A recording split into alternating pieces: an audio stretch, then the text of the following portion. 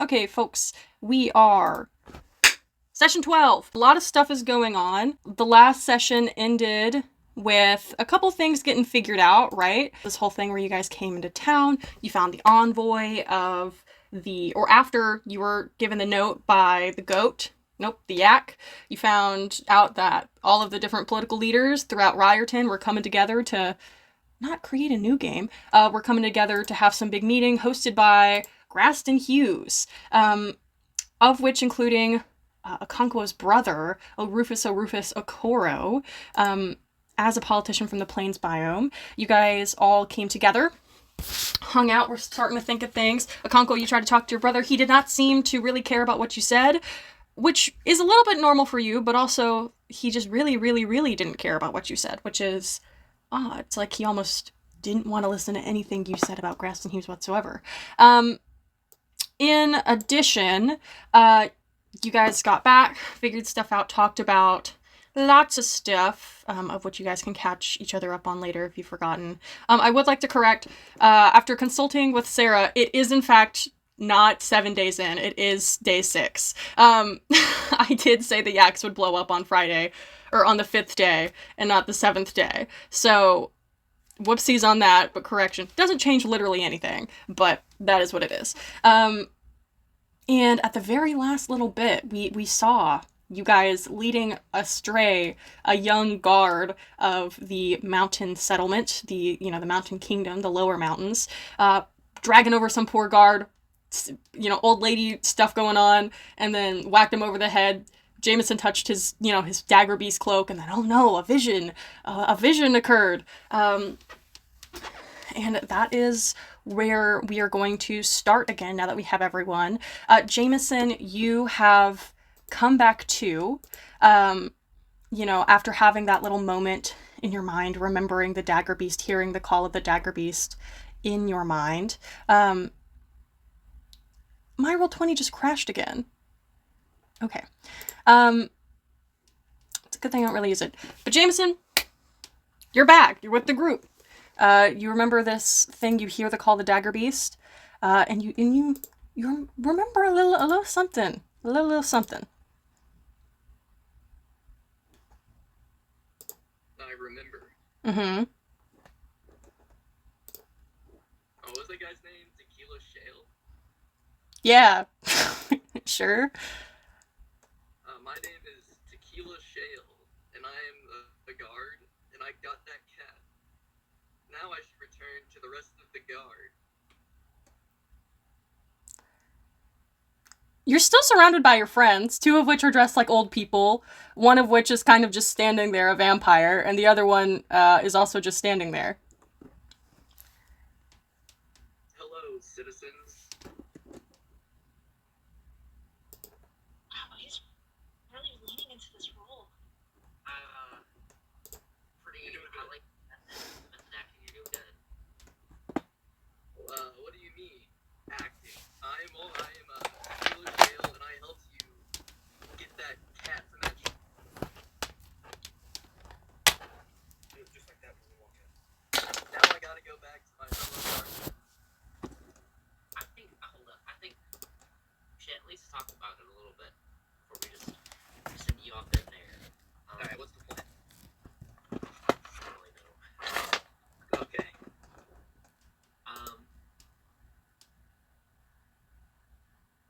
You're dressed as a guard. Correct. So I think the goal is to try and make sure that you're not alone for as little as possible. So once you're in, you have to figure out a way to get the rest of us in. Somehow. Can't we just be accompanied by him? I mean, if we're a part of, his envoy? You would all have to walk on your knees, though, to appear around my height. A typical guard probably wouldn't have an envoy with them, right? Probably not.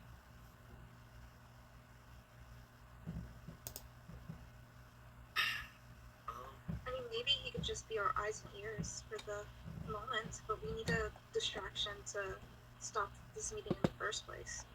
Alright. So what's going on in the meeting actually? Like, what's the how are they getting into this place? Are you asking me? Look, In general? Yeah, go ahead and give me a Nobody knows, I'll ask the DM. yeah, give me a perception check. Gotcha.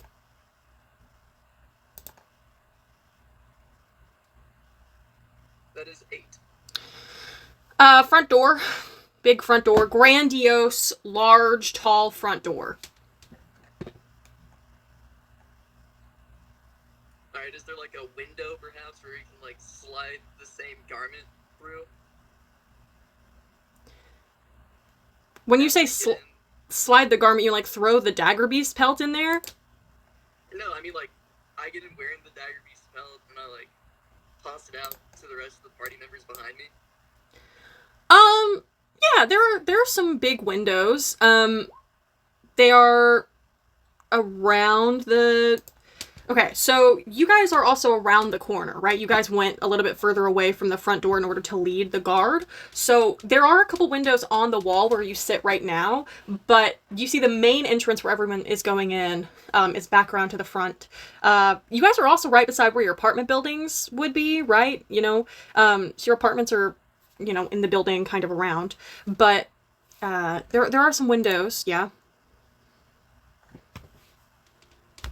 Alright. So here's what I'm thinking. I'm thinking 2 potential ways we could do this. Either I walk in and I try and like pass down the belt or the pelts to everybody else, or you're all just standing outside watching and maybe you could sneak in.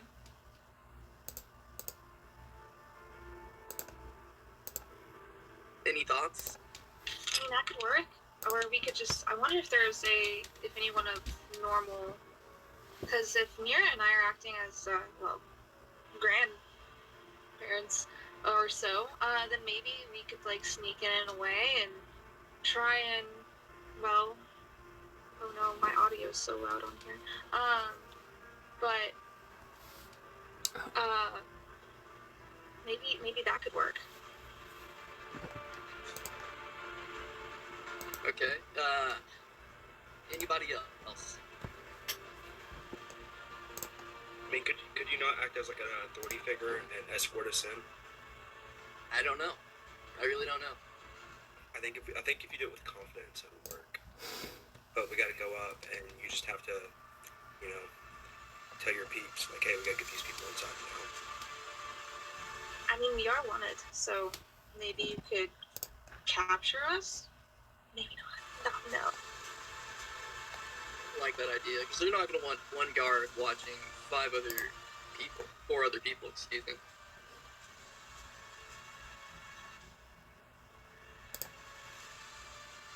Yeah, I think it also doesn't make sense for all of us to go in if we're wanted. I mean, this is like surely they would just be like, okay, take them to the prison or something like that.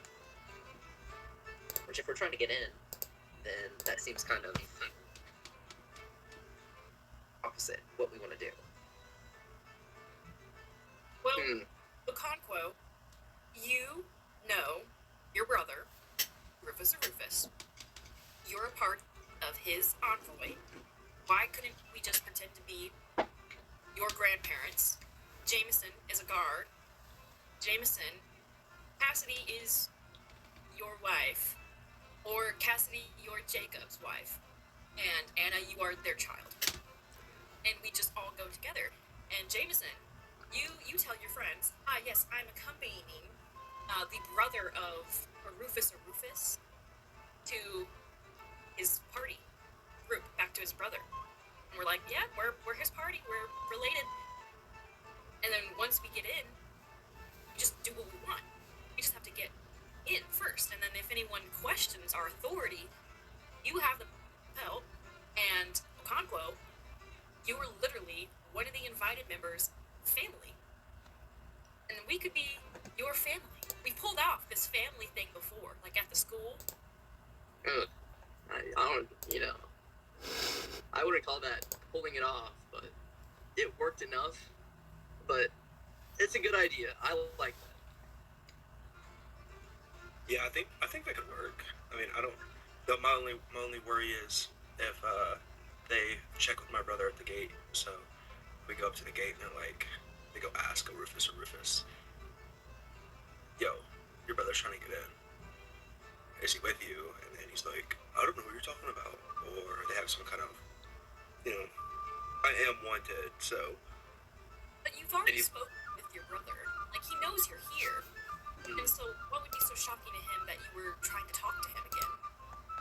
Maybe you can tell them you have a gift for him.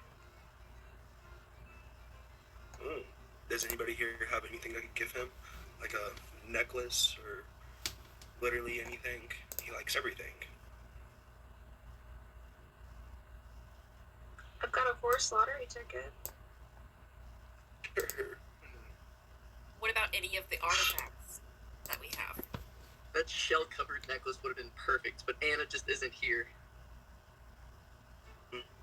Yeah, that would have been perfect. Poor Anna. I hope she's okay. Me too. I'm really worried about who took her. I will say, Me too. everyone except for Jameson, go ahead and give me another round of perception checks as you guys are trying to like scheme onto how to get in here. Jameson, you already spent yours. You already blew. Oop, not gonna say that.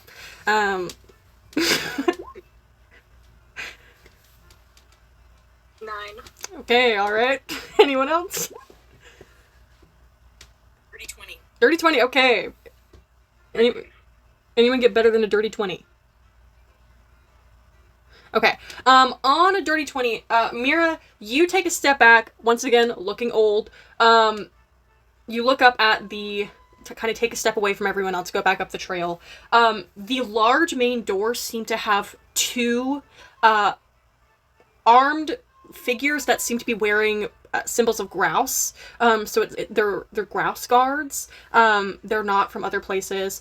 You see that at this point, really, you actually watch as you're not sure if it's the Lake Kingdom or the River Kingdom, but one of the aquatic monarchs goes into the hall, and you know because they have a giant bubble that they are in the middle of. There's some kind of like, honestly, they look like from your knowledge, a mermaid, like a woman top, but with a large tail that is spiky at the bottom. It isn't like a smooth scaled, but kind of like a sea urchin kind of vibe. In just like a giant glass bubble, getting rolled, and you see there's stairs, and you see that the guards have to bring down like a large sheet of some kind of like metal in order for the bubble to get rolled up. So there are still royal figures entering, and now would not be a bad time. But you also see that as this royal figure approaches, the people with him, they do have an envoy. They each show some kind of sigil, like they pull out like a just like doesn't even look official, just looks like something that can tie them to whatever monarch they're with. So if you guys had some kind of symbol that would show you either knew, a Rufus, or if you knew the Dwarf King or anything like that, you think that you might be able to get in just with that. There is security. The security is from Grouse, so realistically they might know you guys, those of you who aren't disguised, but it doesn't seem too tight. The security doesn't seem too tight. I relay this. Look, we're standing over a knocked out guy. They look kind of lax right now because they're dealing with a bubble. And if we had some sort of sigil, I mean, we already have the pelt, the dagger beast pelt, Okonkwo.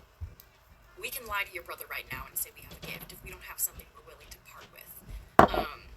I maybe would even be willing, we wouldn't see the value in a shard, but I could always give him one of those. And then, don't we have a necklace with a sigil on it? I believe we do. Great. Then why don't Lucia and I carry that? And then That could we work. have that with us too. Yeah, I also have my ID, so it's like.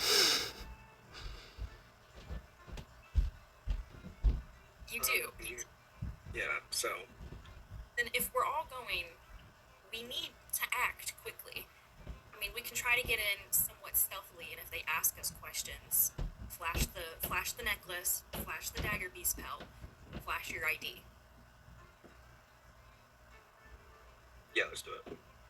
I think we should hide this guy first, because there is just, like you mentioned, there is just a knocked out guy. We can toss him in like a bodies somewhere. We just gotta tie him up and, throw him in the trash or something. Okay. What will happen if he wakes up, though? Well, he'll be tied up in an alley. Maybe if I can find like a dumpster or something, or maybe there's like a restaurant or something that has like food waste. I can just toss him in there. He'll wake up, but he'll have no clue where he is. Because also he isn't from Grouse. It's gonna take him a second to orient himself.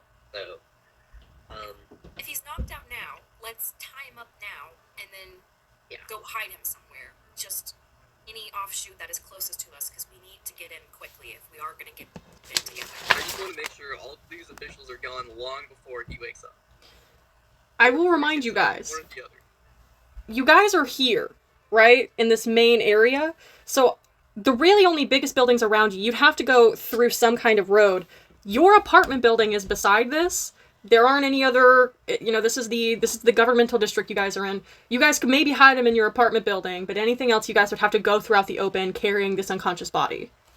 Put him in our apartment. That might just work. We could write a note saying that, or I could write a note in Dwarven informing him that perhaps that he needs to return back home when he wakes up, or what do we think?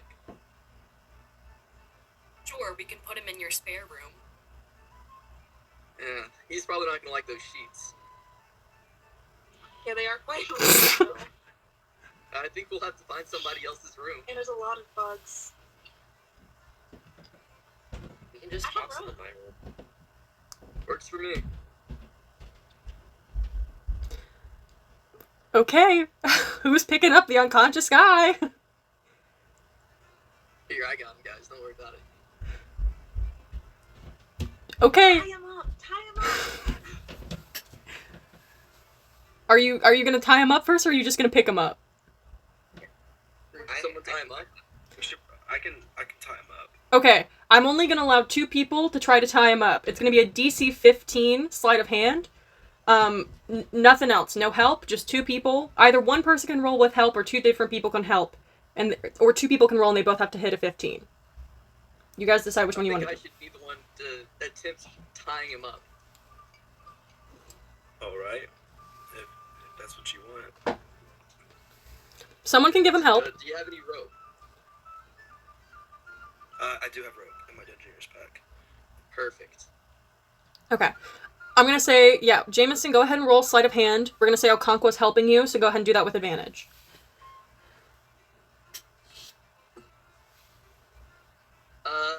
21. Okay, that definitely beats a 15. You and Okonkwo, Okonkwo feeding you the rope, making sure that none of the knots are in it. You're able to really quickly tie him up, multiple, bundles of rope all over him. He's not getting nowhere. He's stuck. Wonderful. To the apartments. Okay, I'm now going to call for a group stealth check. Those of you who are disguised will roll with advantage. If you are not disguised, you will not roll with advantage.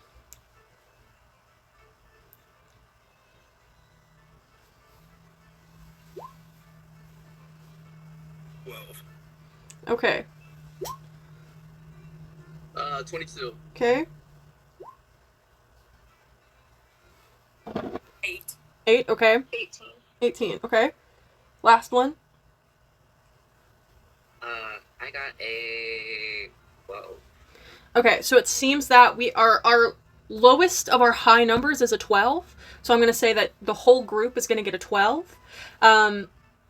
Cool. You guys, some of you meandering. I honestly think that what's causing the issue, I think, is Lucia and Mira. I think you guys are just getting too into it.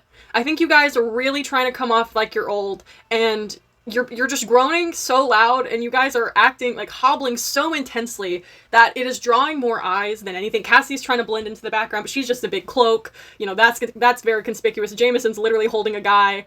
Okonkwo, you're rocking it out, but there are some issues going on. Eyes are drawn to you guys, but you are able to get to the doors of your apartment building. You guys head up into the the different floors of it, and you guys do get to whichever room you guys decide. I think it was Jameson's spare room. Nope, did we veto that? Lucia's room? Yeah, okay, you guys get to Lucia's room. No? Cassidy's room? Whose was it? Cassidy, okay. You guys are all there. You get to the room you drop him off in. You step in, drop his room off. Everyone go ahead and give me, or actually Cassidy, give me a perception check.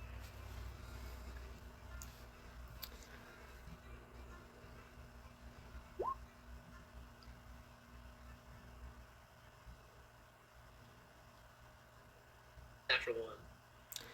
This is your room. Oh man, it's so nice to be back. Oh look, you guys haven't been in this place in like 2 days, you know? Everything's normal, you know, there's no dust, there's nothing. It's just clean, and it's so serene, and it's great. There's no blood anywhere, there's no tracks on the ground. It's so clean and nice. It's just like this is a brand new apartment. This is awesome. Well, we could just toss him on the bed. And we can try and sneak in, I guess. Wait, should we tie him down on the bed?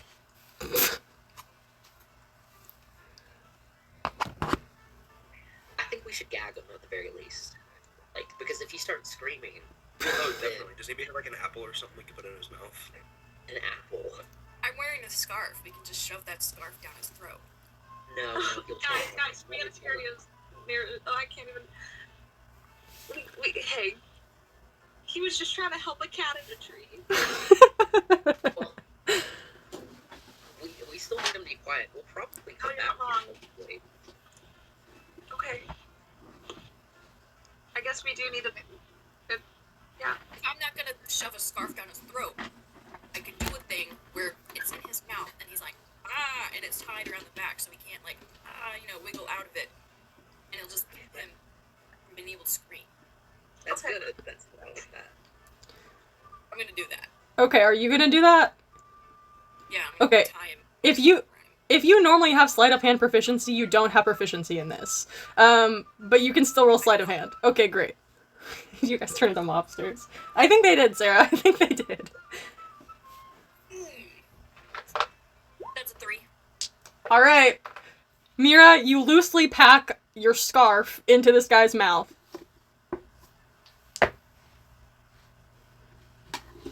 All right. There's a poorly gagged and well-tied man on Cassidy's bed.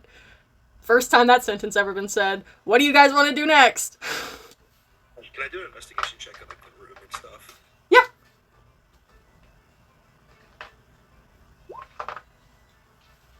Never mind. Probably can't. I got a 3. Man, this room's real clean. So clean.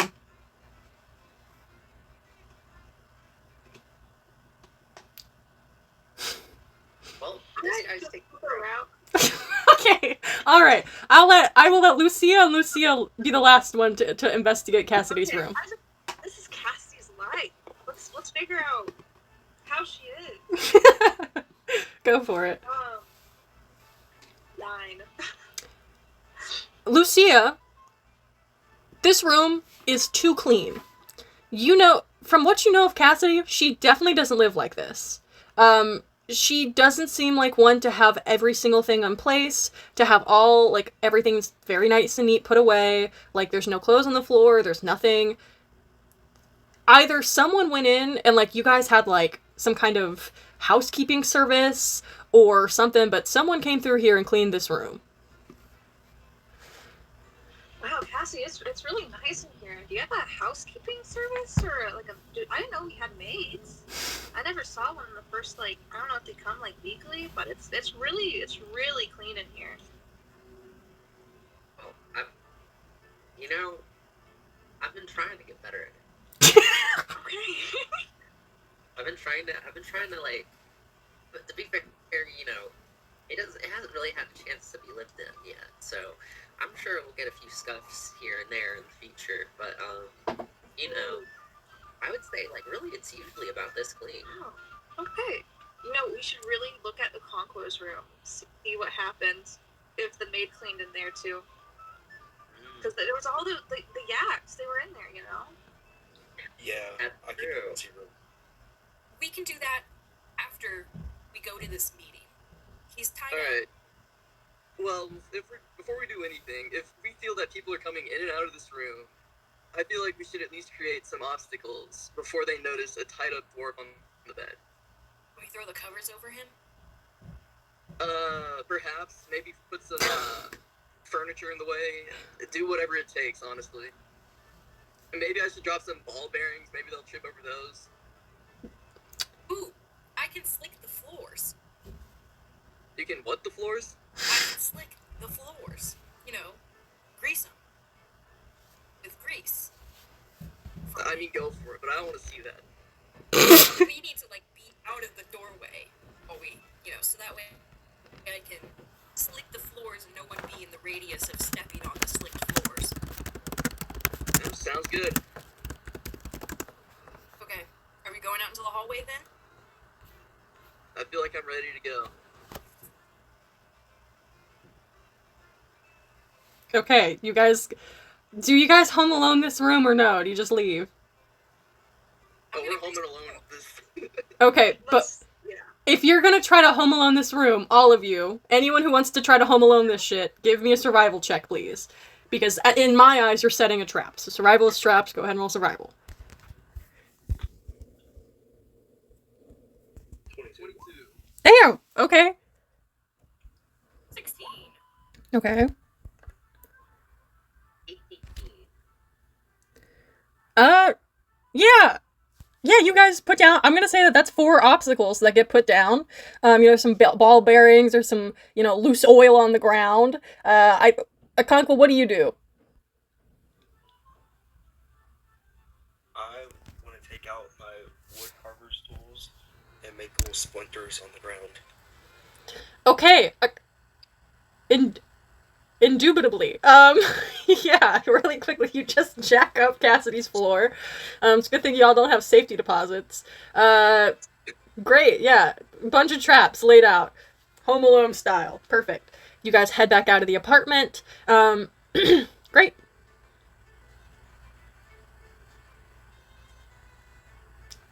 The meeting? Okay, Jameson, give me or Lucia the necklace with the sigil. Here, Lucia, take it. Thank you. I'll keep it safe. Are we ready to go I then? mean, I guess so. I don't think we are. I'm supposed to be somebody's wife.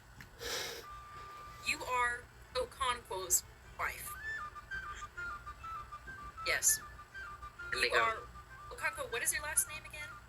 Okoro. Yes. So you are the Mrs. Koro. I And, can't come up with anything better, so we roll. and Lucia and I, we know people here in Grouse because we have the sigil. Jameson, you're obviously a dwarf. Okay, we need to go then. Okay. You guys head back downstairs. Once you guys open back up, you see that the town square has largely been, you know, lessened. There aren't as many people out. But you do see that there's still those 2 guards at the front doors of the, you know, main hall. You guys all get down together.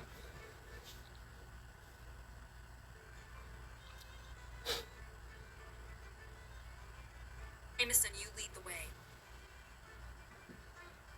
Alright, guess I'll head on through. And that's tequila to you. That's right. Exhaustion. Whoa.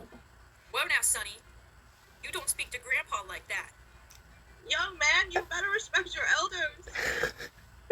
Whatever.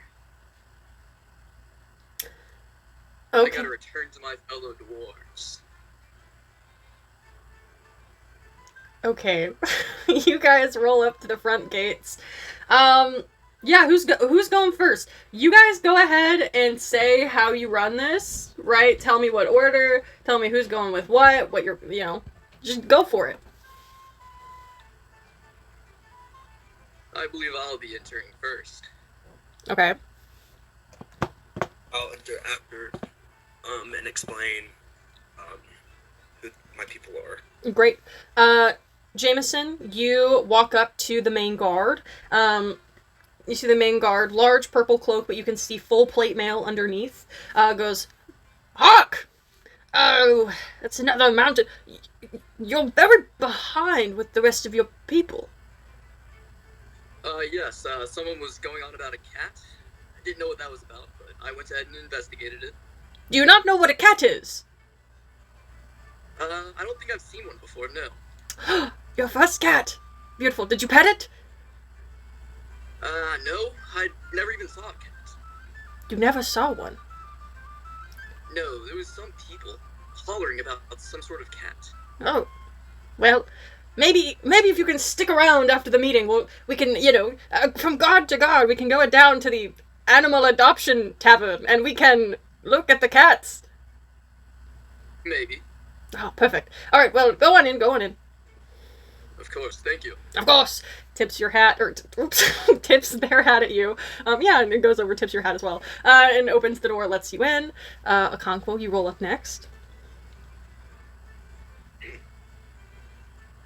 Hello, I'm running really late. I need to go ahead and get in there, as you see. I am Rufus Okoro's brother, Okonkwo Okoro, and this is my wife, and these are our parents. And so we need to get in there right now because we're running super behind. Right. Okay. Do you have any kind of, letter from Rufus? Here's my ID. Hurry up and look at it because we have to get in like right now. Okay. See the guard. Wife, dearie. Show the guard too. Okay. You see the other guard takes your ID and goes, made of metal. How interesting. Hands it back and goes, yeah, you can step in. We'll call Rufus to come escort you in, since you are not members of the guards yourself. All right. But I don't know if you want to deal with Rufus. He is very upset right now. I've already dealt with Rufus today. You can just have him, just send one of his guards over. He'll know what to do. You don't need to talk to Rufus. He's in a very bad mood. Oh. Alright, that's fine then. And you see that the other guards... Go ahead and give me a persuasion check real quick. Just Okonkwo.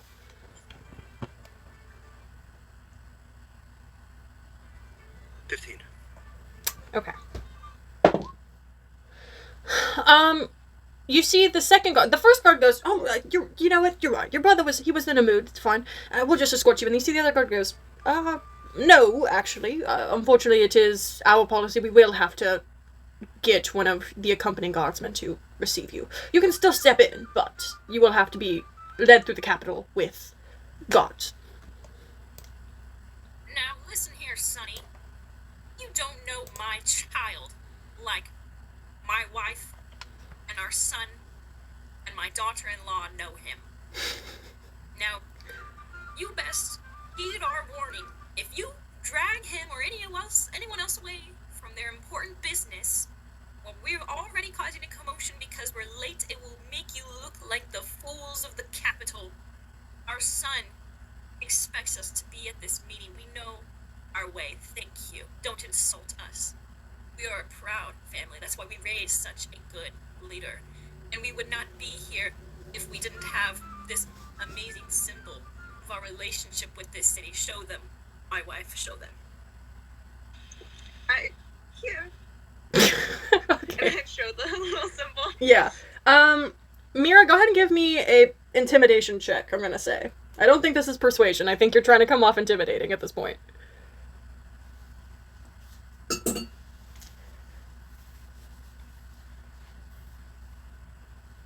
3. Right. Okay, you see the guard goes, alright, fantastic, I'm glad that you have, memorabilia of a circle. Fantastic for you. No clue what that is. Great. You can step in and I'll stay with you until one of Rufus's guards can come and get you. Alright? Let's step in together. Well, since we're in such a hurry, why don't you have that fellow that just walked in front of us, he was a guard, no? Why don't you have him take us to Rufus, because we're really running for time, and I don't know, Rufus is going to be very upset if we show up late like that. So why don't you just have him escort us back, and then... Well... He's a guard, yes.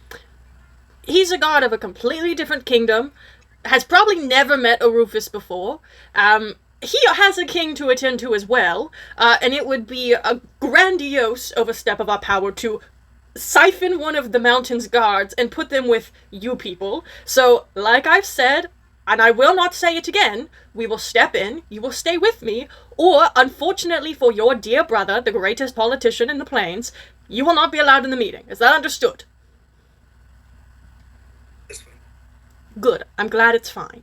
And you see that the second guardsman opens the door, allows you guys in, and go ahead and all of you, I'm hoping the map populated, but go ahead and you guys can go into the characters tab and drag yourselves in front of those stairs. Position yourselves however you want. I'm going to go and say that Jameson, you're going to be a little bit in front of everyone else.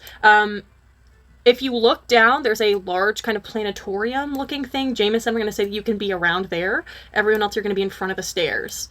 As you guys... Is it working for everyone? Is it not working for anyone?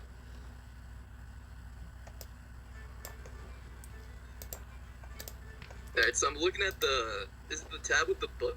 Yes, the tab with the book, and then you'll see Jameson Stone. What you do is you grab your name, and you can literally just drag it out. I'll do it for you. It drags... Okay, all it was showing me was, like, character with, like, a little plus sign next to it. Same. This might be... That might be a feature I'd have to buy. Wait, no! Lucia... Kayla just dragged her character in. Yeah, go ahead, and if you click on the book, click your name under that character and just drag it over. It looks like it'll have like a little plus sign, and to like, add it to the map, and then switch over to the arrow selecting tool, and you'll be able to drag it around. Mine doesn't even like populate underneath the character plus. Like it won't. Nothing will click when I click that. You have to hit that plus. If you hit the plus, it'll turn into a minus, and all the characters will roll out. You guys have just created, like, 6 different characters. Okay, I'll just go ahead and drag everyone in, and then after this we can work on it. 1 second. Okay, there's Cassidy coming in. This is what I did. I just did this. Like, I didn't hit the plus sign, I just dragged my character. From right here. But I don't know if that would work for y'all. Oh god, I put 2 Cassidys down. That's hell. Okay. Cassidy's in there now. Let me go ahead and put in a Conquo. You're in there now. We're gonna be populated. Who's the last one I'm missing? 1, 2, 3, 4, 5. Nope, that's all of you guys right there. Okay. You guys should now be able to just drag your characters around like normal if you're in just the arrow and not the grabby hand. But you guys are all in there. Great. Yeah, you guys see in front of you, it is a large, expansive hallway. Directly opposite to you, there seems to be some kind of circular chamber that seems to be of, has memorabilia, some statues of various people, you're not really sure who. There seems to be some kind of glass case in front of you as well. To the left, you hear chatter, and you guys can probably recognize that down the hallway to your left, past that planetary circle, is going to be where the meeting is. There are a couple guards sparse throughout here, but they are milling about. They do not seem to be caring about you whatsoever, as you guys have already been able to make it in. And also there's that guard that is standing there with you.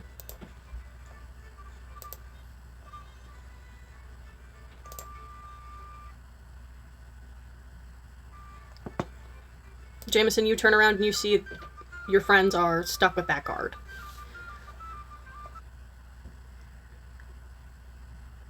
If I'm being honest, I kind of just gotta pretend I don't know him right now. Yeah? I'm just letting you know. Okay. They are noticed. Perfect. Yeah. Do you start heading towards the noise you hear? I kind of notion towards them a little bit, like maybe blink at them twice to say something. Mm-hmm. But I do slowly make my way over. Cool. You are walking your way over. The guard that's with you motions for the other one to also enter. The second guard, who is the nicer one, walks with Jameson to past where one of the guards in front of that door is. Jameson, you eventually make it over there as well. Over there. Jameson, you hear the second guard go, can the escorts of Rufus Oconquo's party please come retrieve the rest of his friends and family, please? And you see the guard at the front of the door goes, Rufus! The Honorable Rufus, it seems that your friends are here. If you could get someone to get that. And you hear Rufus go, friends? What? Pitiful word. I didn't invite any friends. Don't even have friends. Who's there? You see the guard goes, it's something about your brother's there, and your parents are there, and your brother's wife. You see Rufus goes, that bastard got married and didn't even tell me? My goodness, whoever his wife must be, I have to meet her. I mean, must be some, well, I'd say a wonderful woman, but knowing him, probably not. Well, fine. Send him in. And you see the guard goes, all right, looks back over, waves in, and you see the other guard that's with you goes, all right, make your way available. And you guys are free to walk over. Okay. Perfect. You guys are free to walk in. Jameson, you are also free to enter that meeting room. The guard at the front gates, again, you guys can move yourselves in there. The guard at the front gates waves you guys in, allows you all in. And you see Rufus looks at you, Okonkwo, and goes, we will have to talk about this later. When did you become betrothed? Oh, brother. You know, I just do things spontaneously like that, you know. It just happened. Right. And you see, happened. the meeting hasn't started yet. It just happened. Okay. Shotgun marriage. Shotgun? Are you pregnant? No. There's No. not a child on the way. Okay. That's typically what shotgun marriage means at this point in time in history. Well, pregnancy scare, it just happened. We're just like, Yep. we gotta get married right now. Wow. This is my hubby and we're in love. Okay, Cassidy. Brother, I have good news. I have good news for you. We can't move past that. I'm so sorry.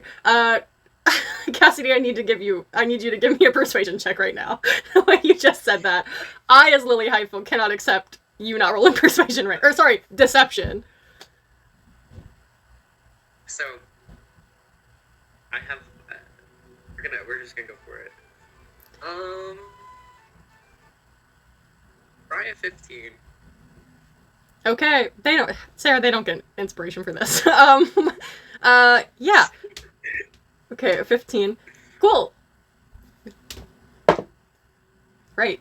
You see your brother goes, all right. I mean, love does what love does, but only if I like it. So, stand behind me for now, it's fine. I believe the meeting starts in a minute. I don't appreciate the fact that you're still here, brother, but you brought your wife, so really, this will be something we talk about later, but later, not now.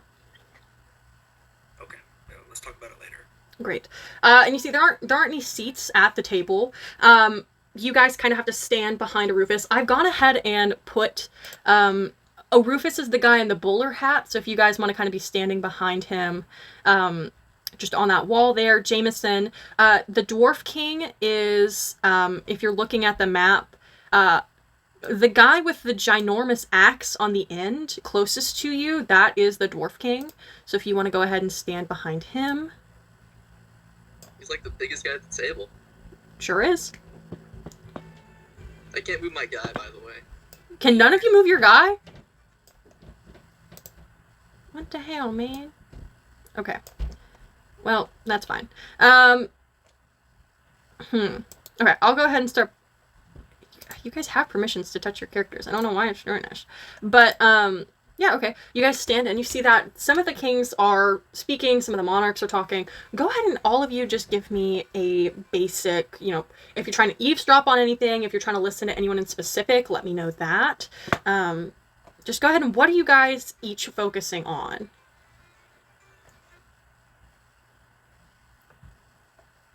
I'm trying to eavesdrop Graston Hughes. Cool. Same. Mm-hmm. Okay. I want to eavesdrop on, like, my brother's conversations. Yeah. With the other.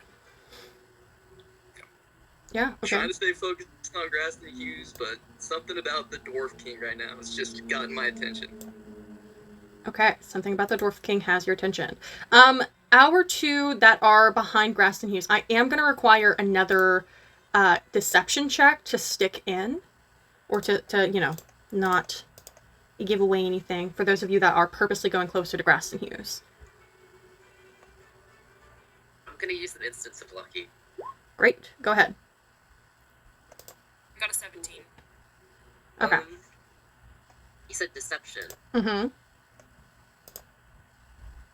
Try a nasty 5. Ooh, actually a nasty 6. Okay. There we go. All right. You guys see that, honestly, Graston, as you guys get closer, you know, he looks just as plasticky as normal. You know, he looks rather, you know, like he really put his face on this morning.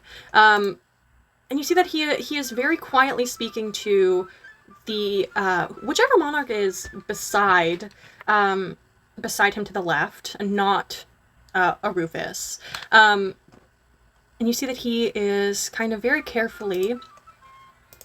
So, you know, that's not what he talks like. Hold on. Yeah, you know, so when later in this meeting, that is what we're going to be talking about. And I recognize, you know, lots of issues, right? Your people are in a dangerous position. You know, the nation Craspedia stands right there. Any vampires could freely intervene, right? And I recognize that you all believe you have your way to get past it, right? But, you know, maybe magic shouldn't be your first line of defense. I'm just saying that, you know, we've done a lot of studies here, and it seems that the more magic people in Grouse, the more casualties occur.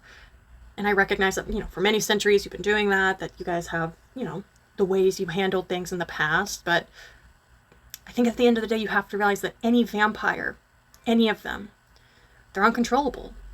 They don't listen.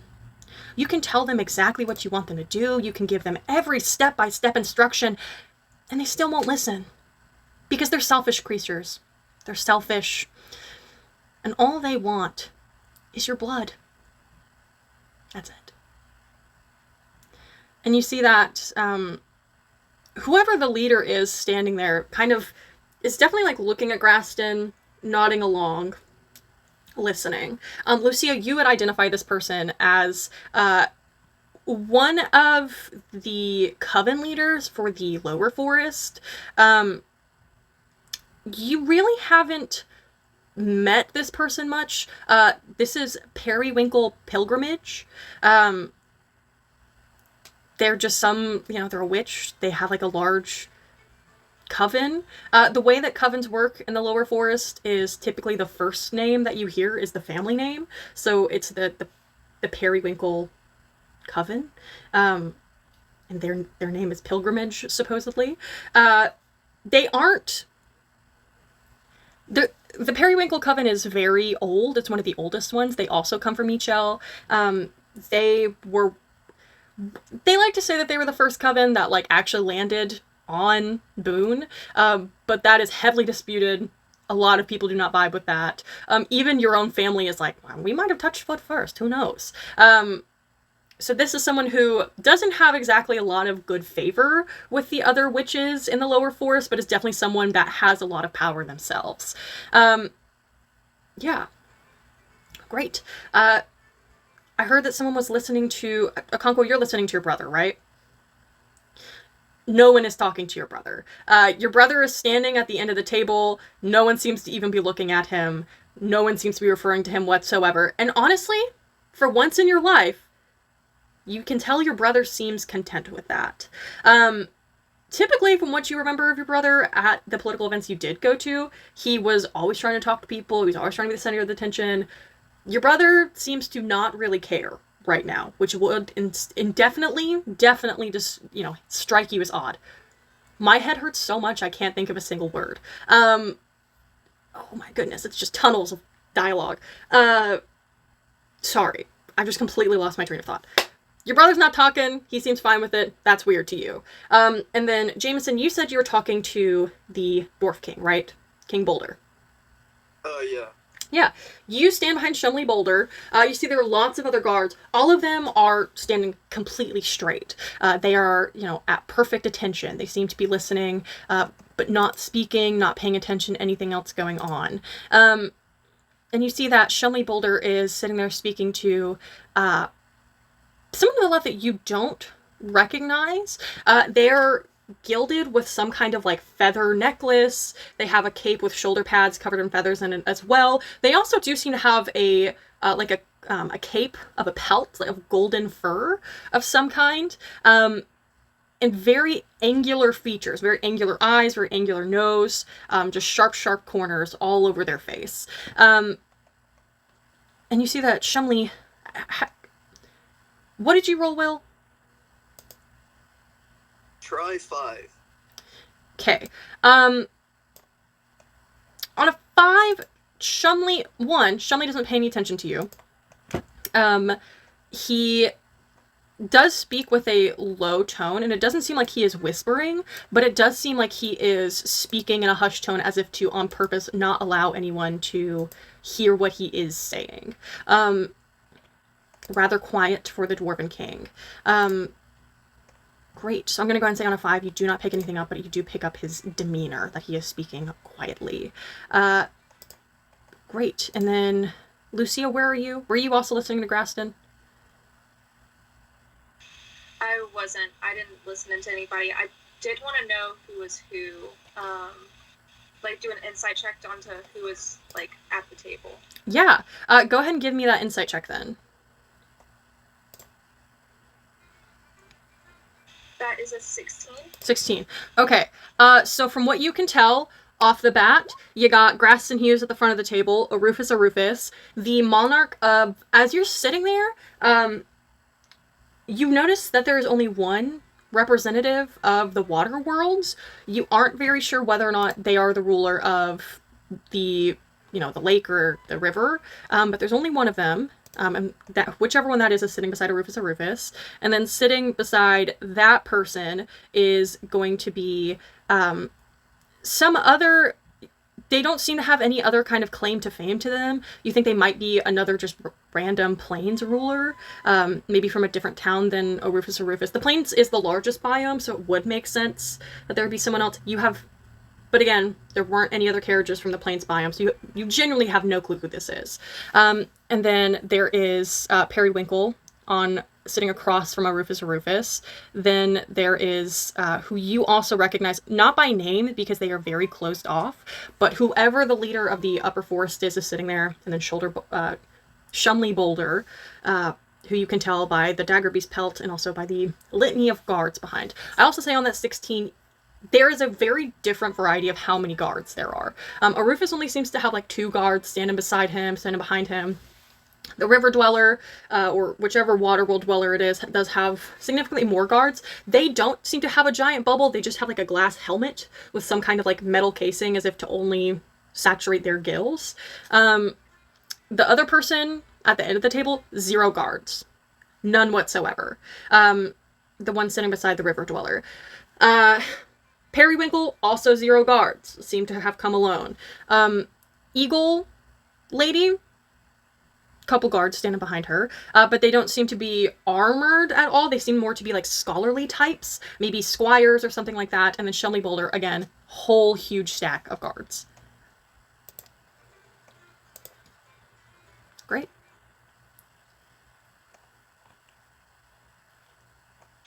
By chance, could I listen to the upper forest conversation? Yes. Oh, you're not being around here. Let's see. Yeah. Go ahead and give me a perception check. Yeah. That's gonna be a 7. Okay. as you go by to stand, moving around, you have to walk completely around the table, right? You are currently standing behind Rufus. And as you go to walk around, you see that Graston actually turns and looks at you and goes, "Oh, I recognize we haven't started the meeting yet, but it would be best if you stayed with your compatriots." Oh, thank you, Sonny.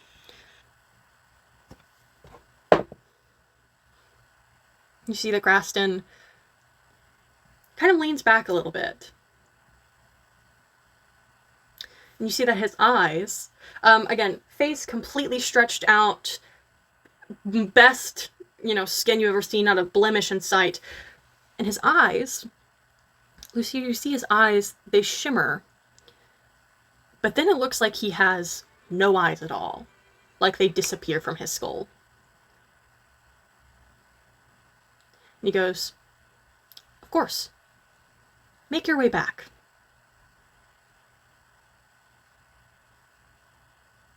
And I'll just kind of mentally note that I've been made. I'm going to look at Mira and nod my head. And I'm going to go back to where I was. Kind of wobble a slight bit. Great, yeah. Hobbling back, doing your best old person jig. Until all of you guys are standing there. Cassidy, did you roll anything, or do you want to do anything? I rolled a perception check on Graston Hughes, but it wasn't perception, it was deception, right? Yes, because you are so well known, especially by Graston. Honestly, I should have made you roll with a disadvantage, but yes. Yeah, I didn't roll good anyways, so yeah. That's it. I guess honestly, hearing that conversation, I would love to do an insight check on Graston right now. Go ahead. Okay. And as you do that, I have to go grab my charger cord because my computer's about to die. Okay. A 9. A 9. Well, from the speech you just gave, talking to the forest coven leader, about vampires not doing what they're told, that could be about anyone.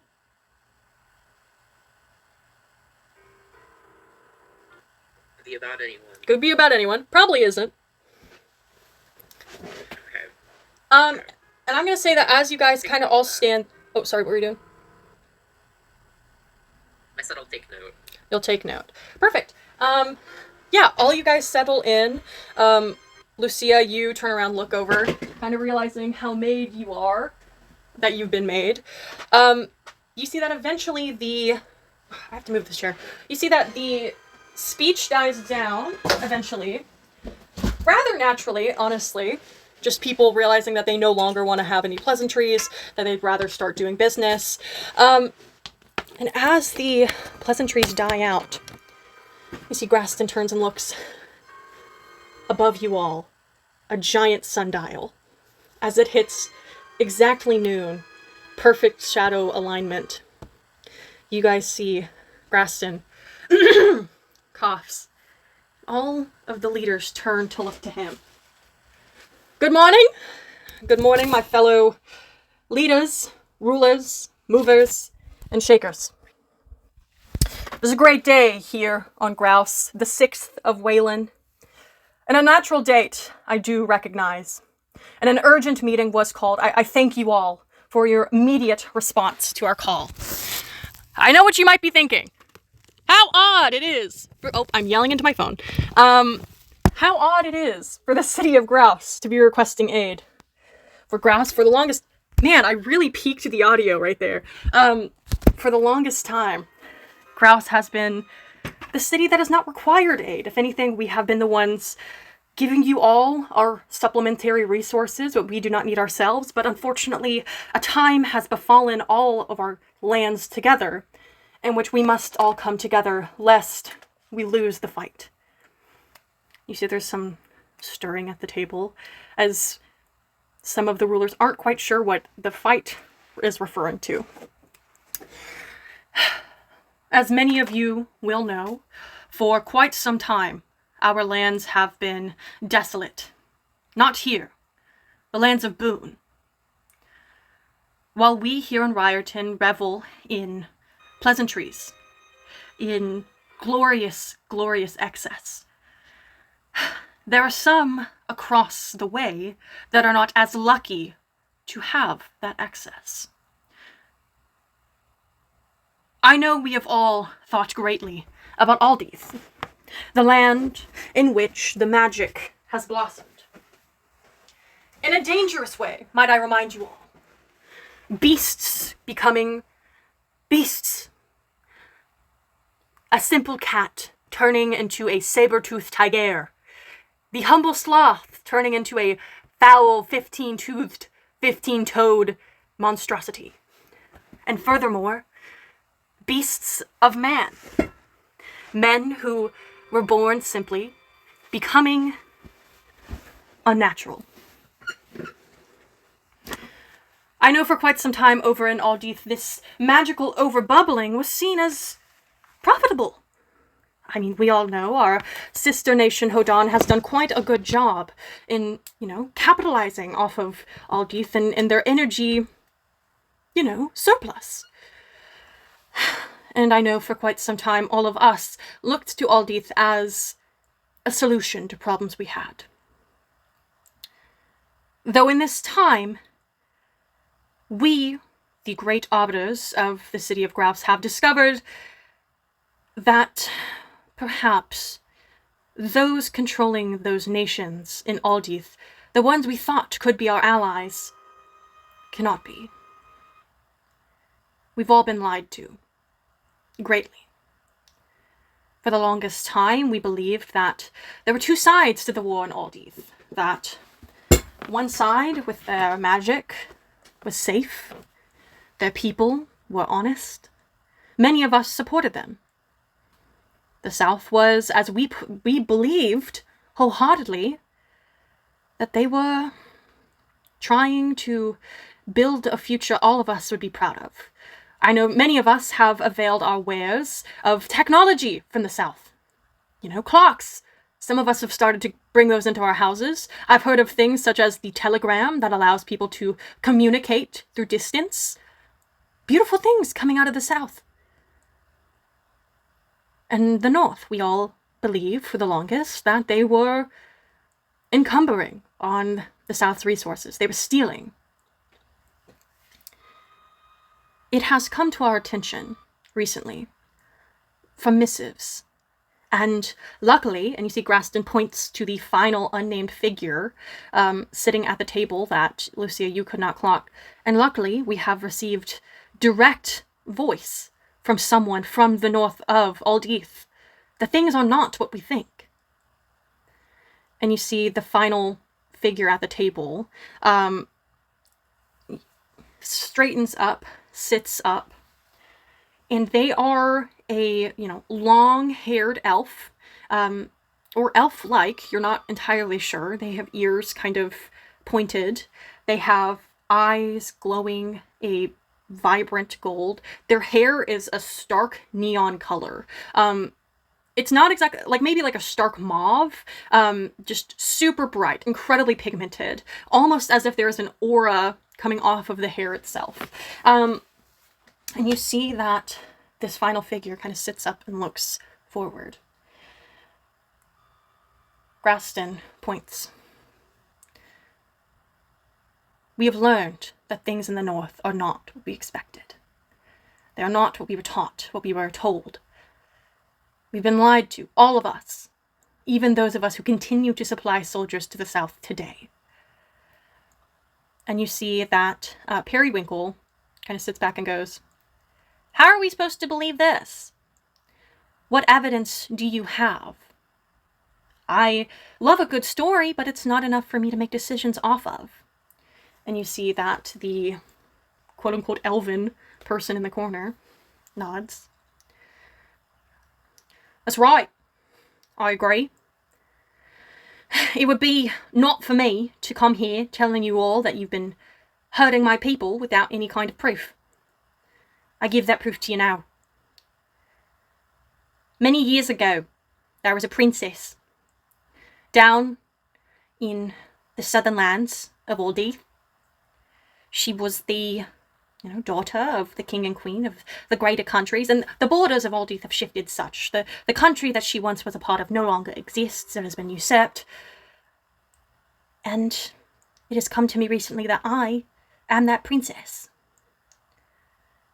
A long time ago, we were supposedly rampaged by people in the north. That these barbaric creatures, tall and lanky, they had fur covering all of their body, they had ears as stark as a wolf's. They came in, smashed all of our kingdom's greatest jewels, they killed my parents. I only got away because I was stolen by a guardsman. We ran in the middle of the night, and for years I was under the impression that I was nobody.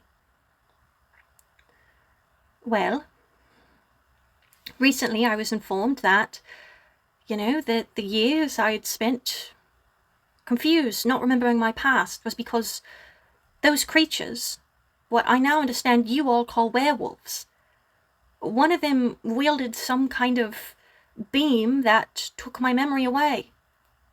I remember nothing. And furthermore, it has recently been told to me after I dug around that I actually never was attacked by werewolves from the north. The werewolves are from the south. The wolves, they hide. They pretended to be the courtsmen. They pretended to be members of the monarchy. And then they donned cloaks and robes and attacked, killing everyone that they could. I might as well be the sole monarch alive for an entire group of people. But that lie, the wolves, I don't know why, but they sought out nothing but destruction. And if that happened to me, I can't sit by idly and believe that I can let that happen to you all. So please, if not for me, if not to rid the world of these horrid wolves, do it for yourselves. I've heard that you all here in Rioton have wolves. I've heard from King Balder himself that he's had to deal with them, that they allied with the dagger beast, that I didn't even know was a thing recently, that they allied with the dagger beast, that maybe even they still hold some kind of holy belief towards the dagger beast, that they still believe the dagger beast to be good. What we need to do, and what you should understand from me, is that I am the sole monarch that rightly belongs to the throne in Aldeath of the South. And that, the werewolves, they're going to destroy everything. You must help me. You must. And you all see that some of the, other monarchs at the table, they turn, they look at each other, definitely hearing this for the first time. To all of you, this is nothing. None of you have really any idea of anything about Aldeath. I mean, you knew there was a conflict. You know nothing at all about the North and the South, the differences there are, any kind of attacks, anything like that. It's all brand new. I will say, though, Jameson, you're watching King Boulder, and as this supposed princess announces that the werewolves are working with the dagger beasts, you see, or they still worship the dagger beast, you see he sits up a little bit straighter. Give me an insight check on him, please.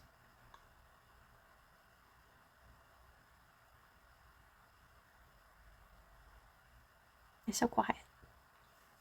Try 10. Try 10. Woof.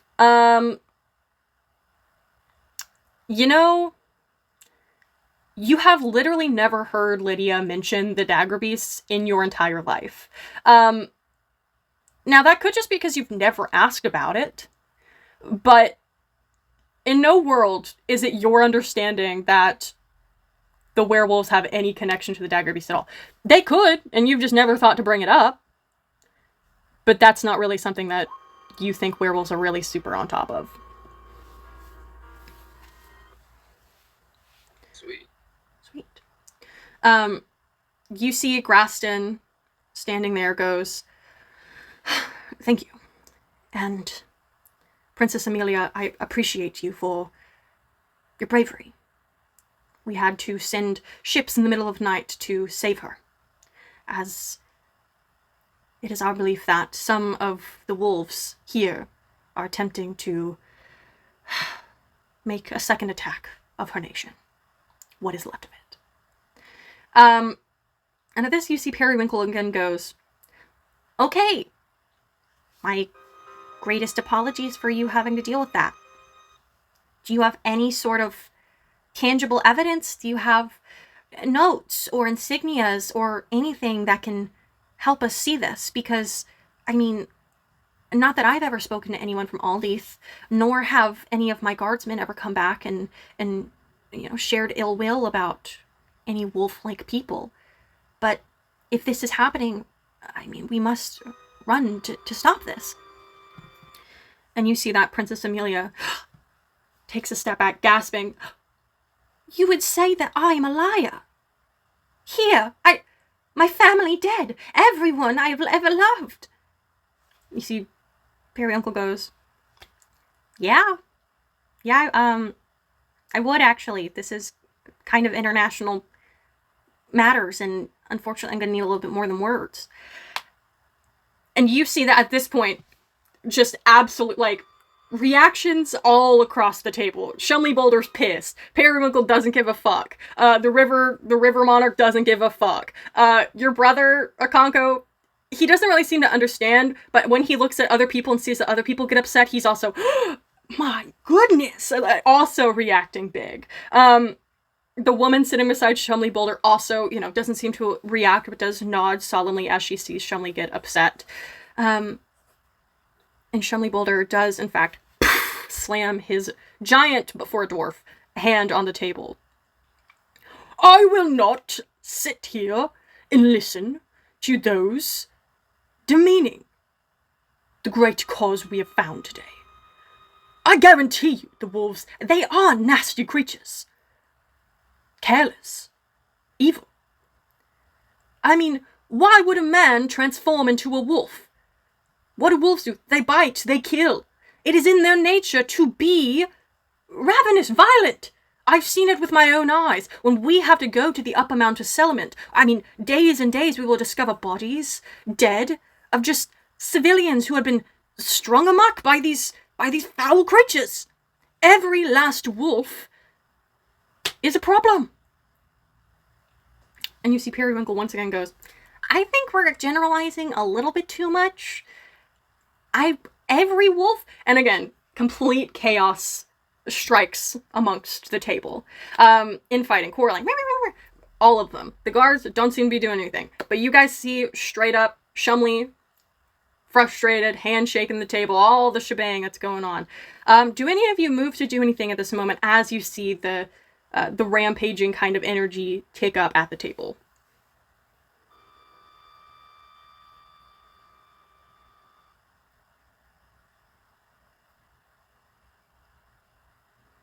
I think if I'm doing anything, I'm just keeping my eyes on Graston's ears. Graston doesn't intervene whatsoever with the rulers. In fact, you see him leaning back in his chair, kind of very relaxed. Very relaxed. All of this quarreling, and he doesn't bite. He doesn't do anything. And as this intensity upticks, I mean, you guys start hearing shouting. You guys see the upper and the lower forest rulers are sitting beside each other, and you guys immediately can tell that whatever alliances exist outside of this room are coming into play immediately here. The upper forest ruler, King Boulder sitting beside each other, they're backing each other up. You see Periwinkle kind of is alone in this matter. The River Monarch doesn't seem to be doing anything, literally doesn't even speak at all in this, just kind of swims around, in the little orb wherever they can to kind of get more hearing from other people. And And the princess, she's fully sobbing, just massive tracks of mascara dark down her face as she bellows about, her family being dead, how she's the last one that can save her kind, stuff like that. And once again, Okonkwo's brother, trying to get in the mix, no one's really paying attention.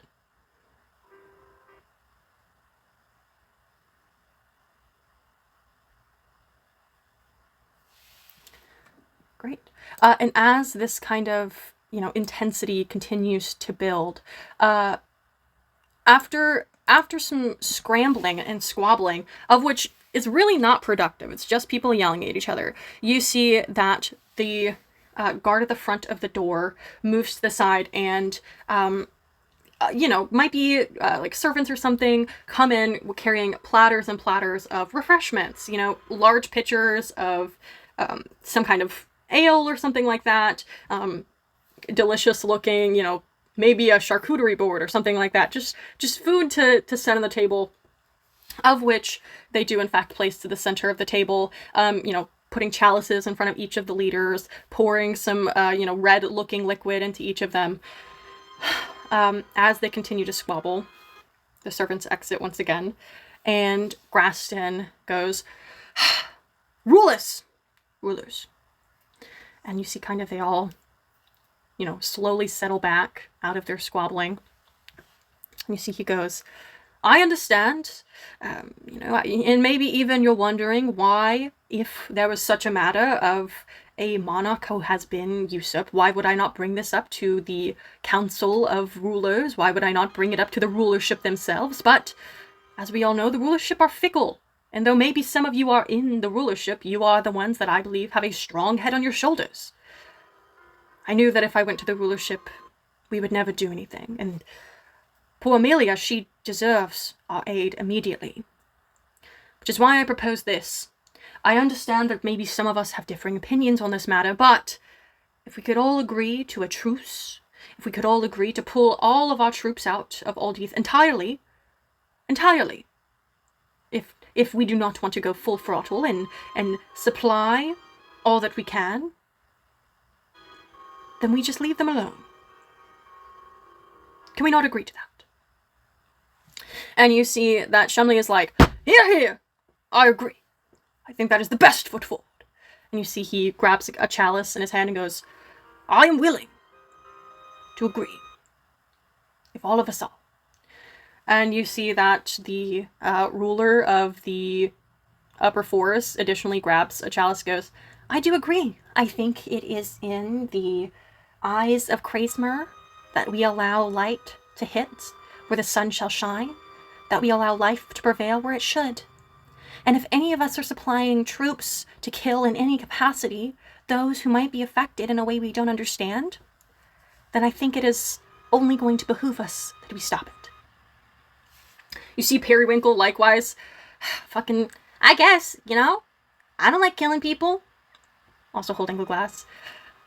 Rufus goes, I do agree. And also, I would like to say that if anyone has, I have time after this, if anyone wants to talk. I've heard that, maybe some of you guys have bad export numbers. Graston goes, that's not what this meeting is about. My apologies. I'm also in. Grabs a chalice. The River Monarch, in the bubble. One of the guards standing from behind them goes,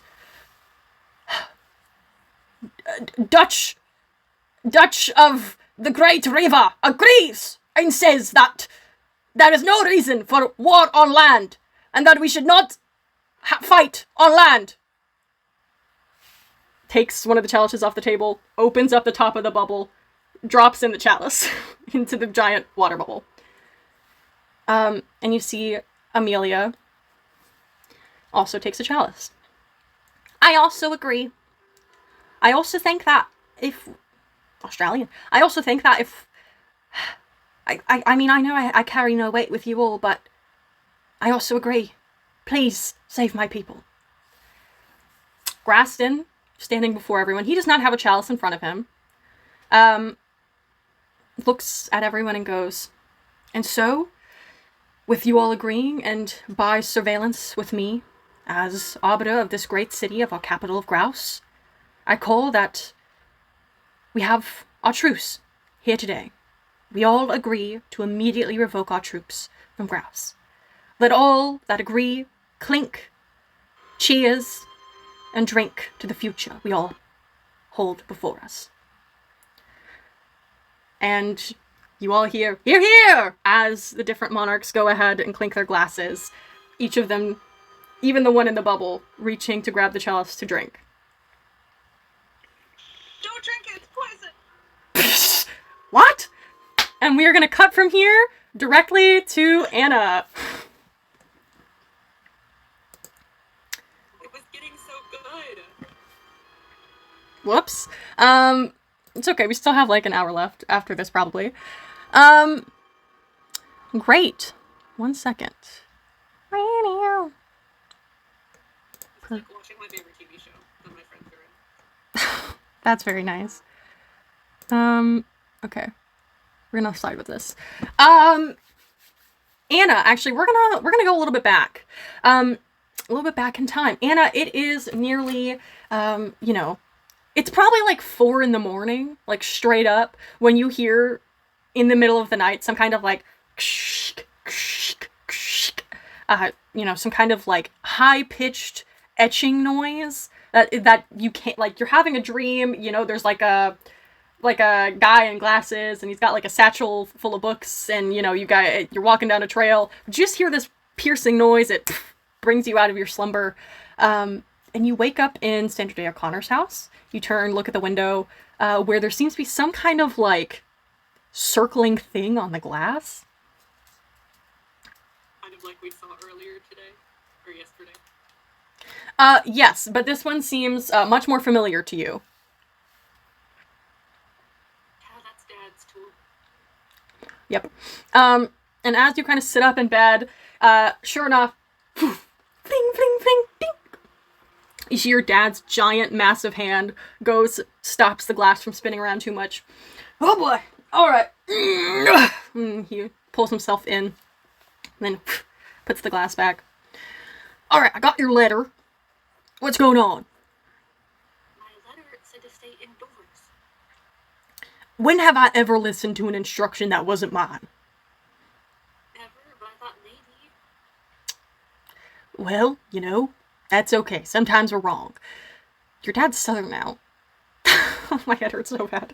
Can we all just agree to not make fun of me for my accents today? Because I cannot remember a single one. Thanks. You see your dad's like, I understand, but your letter was saying some weird stuff, and it felt like there was a code in there. Yeah? What do you think it said?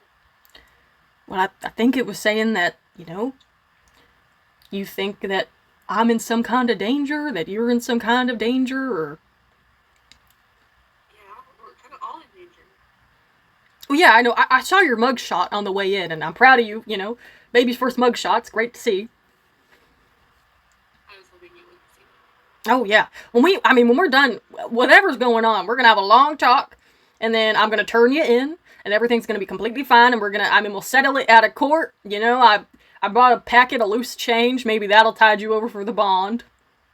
You're gonna turn me in? Well, yeah, here's the thing, you gotta understand, in order to get the courts to want to side with you in the main trial, you have to kind of do everything right before the trial. So if you kind of are a goody two-shoes, the court will they'll be better about it. But I didn't do anything illegal.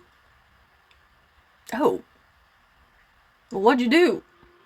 I don't know. They could have took us without due process. They're always doing that. They say it's a big deal, but it's really not. So, you shouldn't turn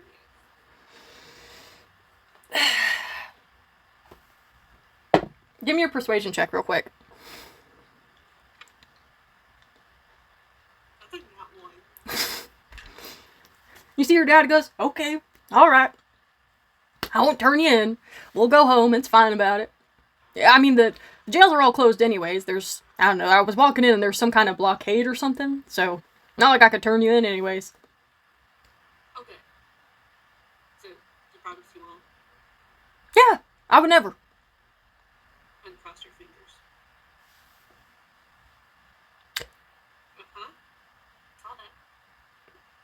I did teach you well. I did teach you well. Okay. And I'm kind of confused by everything. I mean, you said that your friend killed a woman, and then you brought me 2 children, and you're running around with a murderer, and you're running around with that little short guy I don't really like, and you're running around with that robot woman, which I do like, and you're running around with that girl. I do like that girl, Lucia. I knew she was a good cookie from the start. And, you know, that other guy who seems honestly pretty chill, too. He just kind of walks around without shoes on, which is a little odd, but not a crime. And, you know, it's like, I don't even know who you are anymore.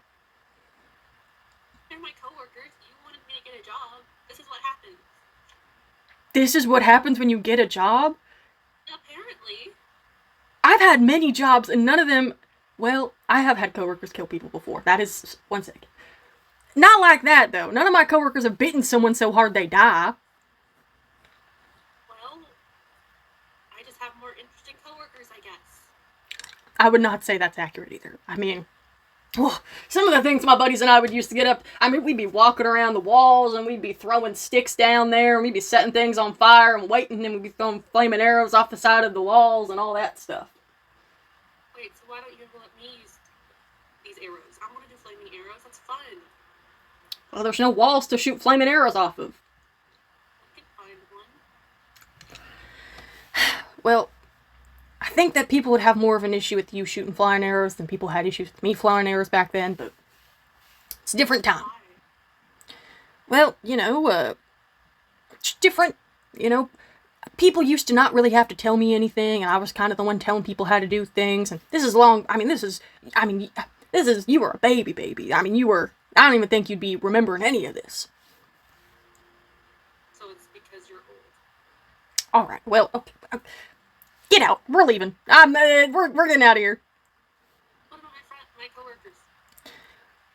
Quite frankly, is that Bitey girl in here? No. I mean, she's in the house. Yeah. Listen, I'm sure she's fine and all, but if you think there's danger, I'd rather us just go, because also, I don't know, I do kind of agree that there might be some danger, just not stuff I want you to get involved in. I don't know if I should just leave them. They told us not to split up. Anna, don't make me have to take you out here.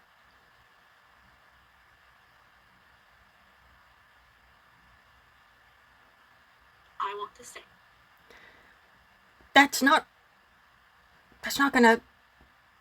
And you see your dad's not really a words guy. He's never really been a super big words guy. He's more so been a rules guy. And you realize in his mind that there's no rule in his Rolodex of, like, what you're saying. Like, you do have a plan. You're supposed to follow the plan. He's telling you to go against his rules. And you see that he's realizing this in time. So your dad goes, I understand that your friends and you have a plan. Darling, I just think that maybe... I'm worried that maybe the plan your friends are getting into might put you in too much danger. Do I just leave them to die? I mean, if they're killing people, I don't think they're gonna die that easily. I mean, I'm not saying you'll never come back. I just think that right now... I think we need to talk. Am I in trouble? I mean, yes, but not, not for anything extra.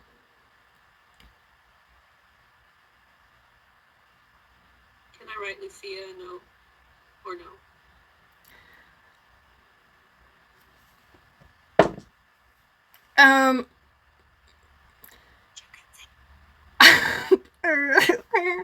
I'm trying to remember, because there were 2 nat 20s that were rolled.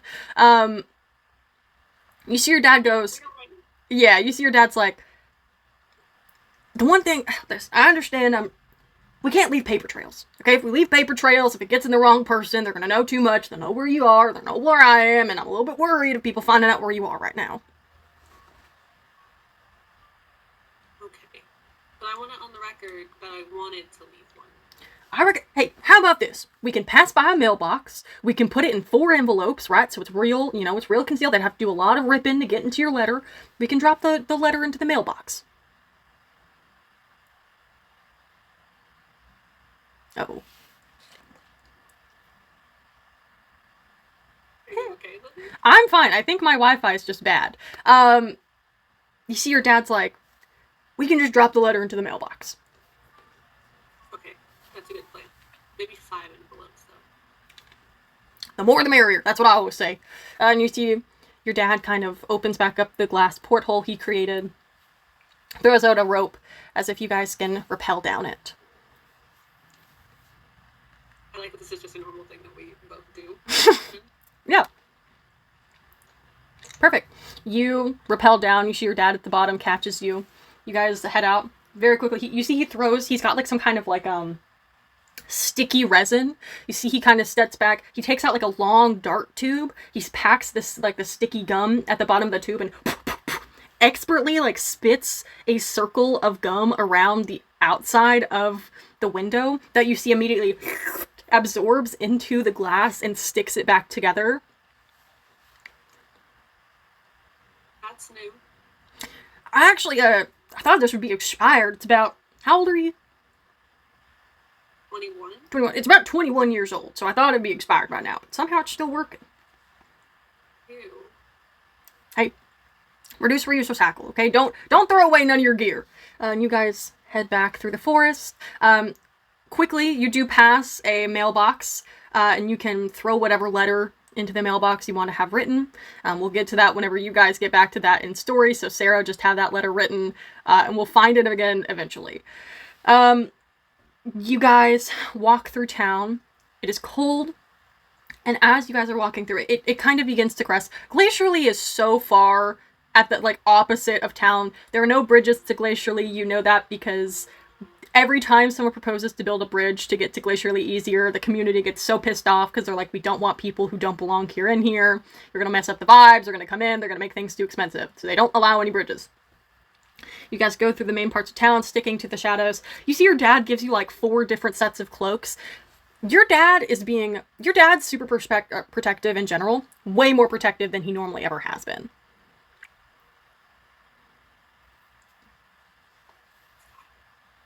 What's going on is that we have to get home and out of the open. Hey, but usually it's just like 2 cloaks. 4. Yeah, 4. Double. Listen. There's stuff going on, okay? There's stuff going on. Okay, so are we just going home? Yes, we're not just going home. We're going to the fucking bunker, okay? Going to the bunker. The bunker! We're going to the bunker! Yes, I know. Today's the day. I hate the bunker. Yeah, and you know what? Maybe one day you'll learn to enjoy it, just like I have. You've got welding tools down there, there's a violin down there, we got hacky sack down there, I know there's at least 1 bucket of chalk, and I know there's at least 5 novels, which will get you through 2 days. It's fine. It's dark. I don't like it being cold and dark down there. Yeah, we can't have any lights on. What if someone can see through the ground? Through the metal encasement of the bunker? There's only so much protecting I can do, okay? It gets to the point where even X-ray vision and none of that, I can't handle that. I'm taking more books and more blankets. Okay. And you see you guys eventually get to your driveway where your dad, he starts undoing the alarm, starts letting you guys in. You guys do, in fact, get in. Where you see inside of the house, go ahead and give me a perception check, please.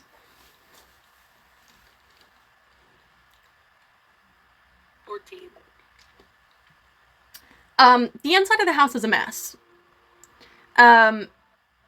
Everything on the wall, all of the decor of your life seems to have been taken down. It looks like what your dad does when he is preparing for you guys to move. Where are my report cards and my awards? You took them off the wall. I just, I'm keeping them safe. I'm keeping them safe. Where? In the bunker.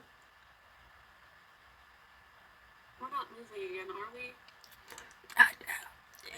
I'd go ahead and give me an insight check again on your dad. And I'll let you do it with advantage this time.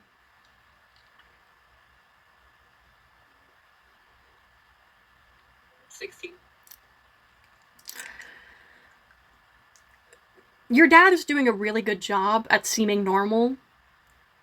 But you can tell your dad is maybe not nervous, but he is definitely worried about something. Which is not normal. You know, normally he does all his extra protection stuff as like a super, super precaution. And, you know, he's just setting it up and he doesn't have to worry about it because it's, you know, he knows it's good. This seems like, despite all the protections your dad does, despite everything he's taught you, he doesn't feel like whatever is coming or whatever he thinks might happen,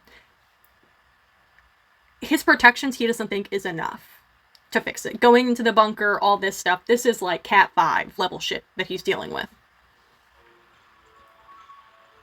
Does this have anything to do with you visiting the mayor's son? I thought it was just because I got arrested they had to call you. How do you know bunker now. Yeah, I know things too. Bunker now. Bunker. Down in the bunker now. Bunker. No, we're not going to the bunker until you tell me. We have to go to the bunker, otherwise, listen, there could be spies. There could be listening. People could be listening to our conversation. Maybe upwards of 5 other people could be listening to our conversation right now. We need to get into the bunker immediately. Did you make muffins?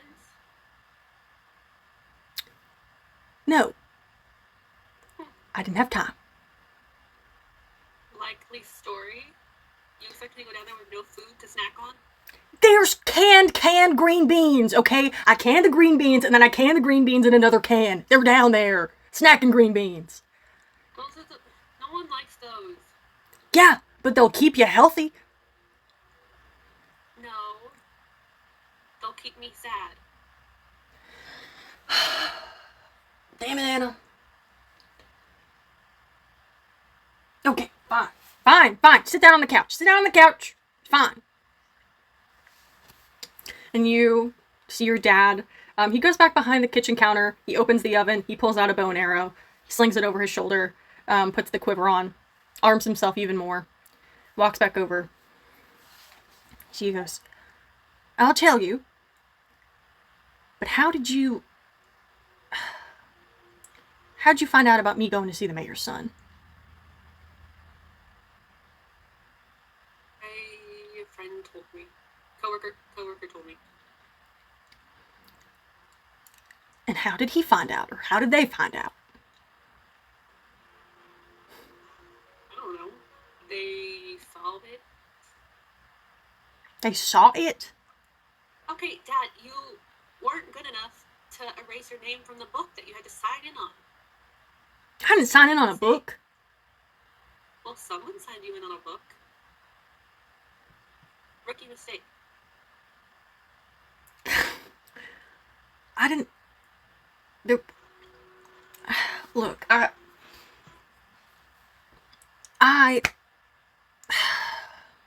there's something going on, okay? I was digging through the mailbox, like I always do, and I found a couple letters. They were addressed to, you know, the kings and the monarchs of all the different nations, and they were coming from Graston Hughes. I don't like that guy. I think there's something real wrong with him. His face is too pretty, he's too tall, his shoes are too shiny, and he's got that weird fucking book, and I don't like him. I ripped open the letters. He is weird. His book is weird. Well, I committed mail fraud, and I ripped into all their letters very carefully. I was able to seal them back up perfectly, like I always do.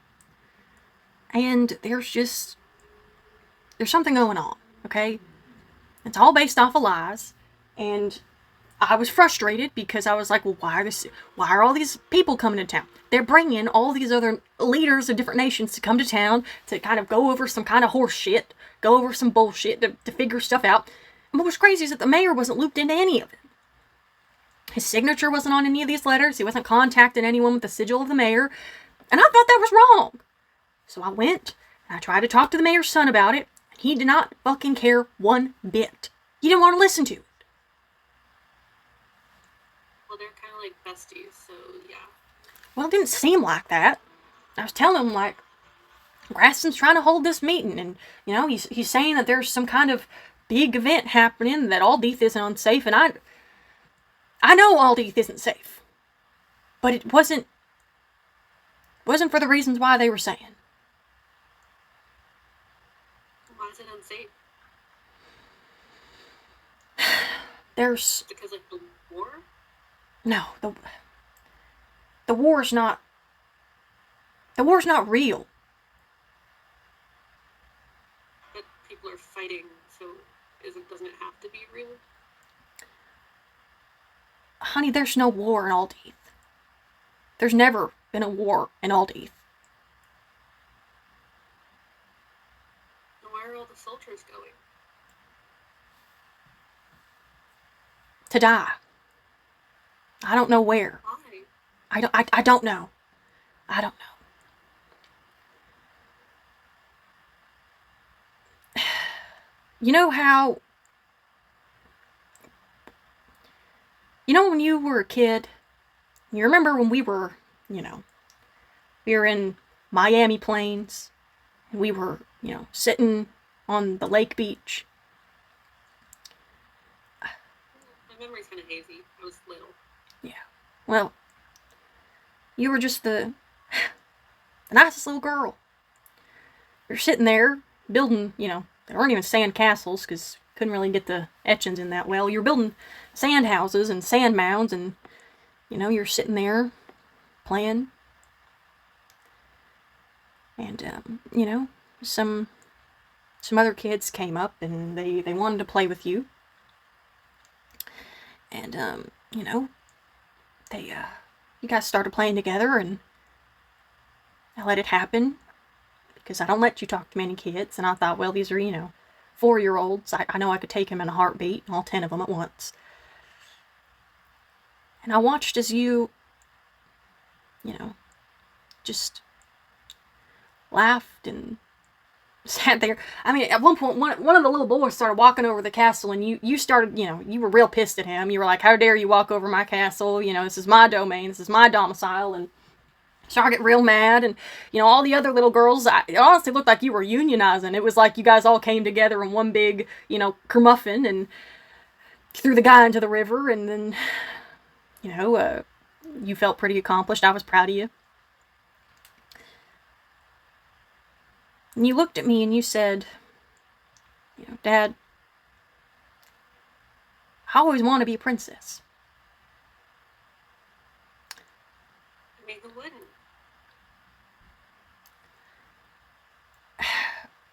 I think a lot of people wouldn't. And I think a lot of people... wear the gowns and the dresses and, get to do something. Yeah, and the balls and the masquerades and the big parties and the festivals, and yeah, it's real nice. It's really nice. And then there's the plagues and the famines and the undertakings of horrors that you'd never think you could ever see.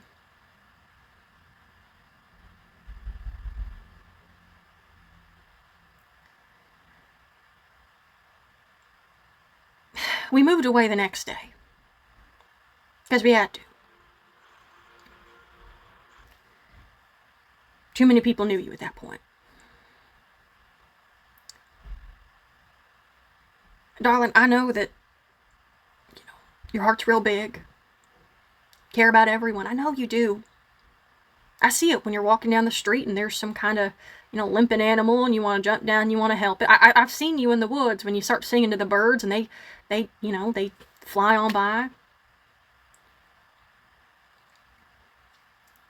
But I don't think you know. I don't think you can know what's on the other side of that.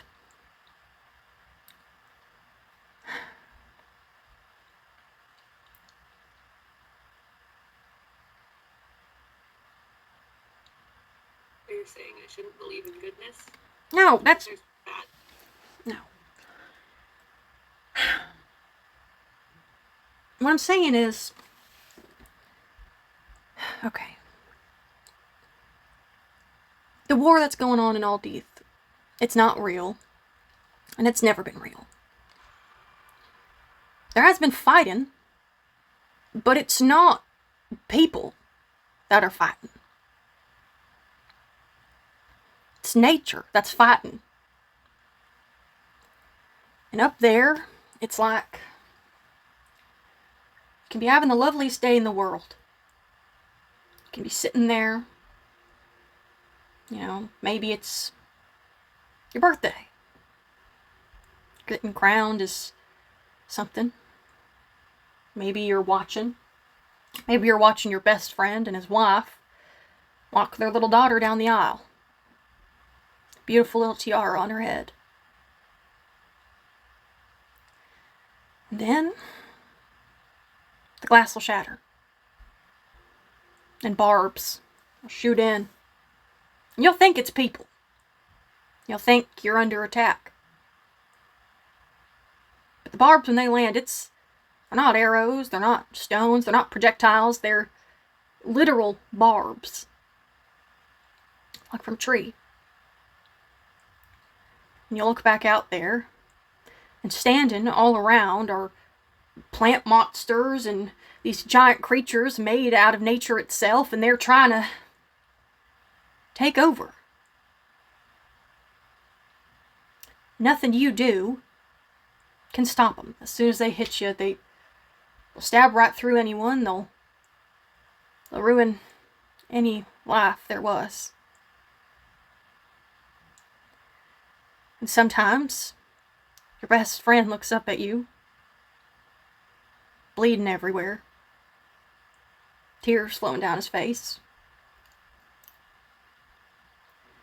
And his daughter will be sitting there, holding his hands as the light falls out of his eyes. And he'll whisper. And you'll spend every day wondering if he was whispering a prayer to a God that didn't listen to him, or if he was begging you. But he'll say to save her. Take care of her.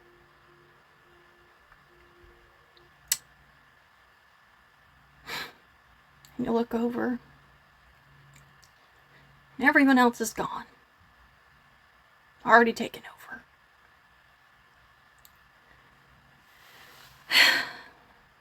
What you gotta do? Scoop that little girl up. Run out. Tripping over all your friends. Everyone you ever worked beside. Everyone you've ever trained. Everyone you've ever loved. You gotta get out of there.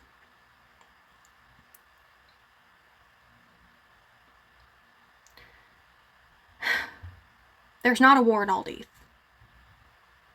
There is a problem. And it grows, and it grows, and it grows. Just like we grow. Who knows what's going on over there anymore? Who knows? No one's ever gonna know.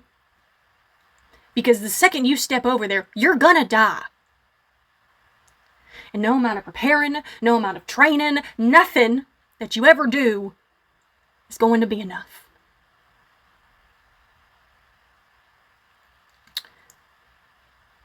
And if in a place surrounded by people who only learned how to protect, no one is saved, there's not a damn place on this entire planet you'll ever be safe again.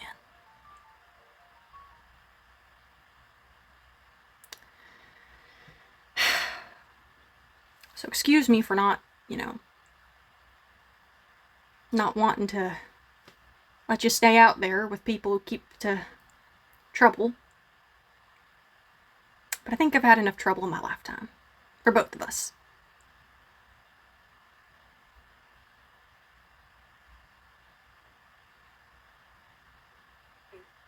Let's go down to the bunker. You see your dad. Coughs. Wipes his face real quick. Goes over. Unhatches the hatch. Opens it. He climbs down.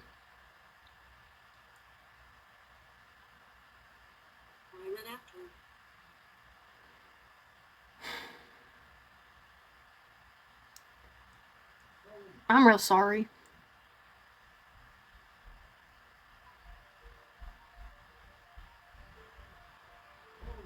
For what?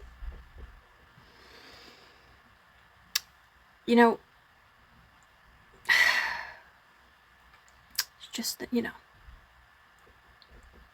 I was faster or if I was a better listener, you probably have a much better dad than I am. Dad, don't say that. You're the best dad I could ever have. No, I'm not. Yeah, you are. No, you've had the best dad ever. He was kind. He was, he was courageous. He did everything he could to help people. Gave up everything of his own. He had you, which is the best thing he could ever do. Bringing you into this world. And he's gone. So, it's fine. What are you talking about?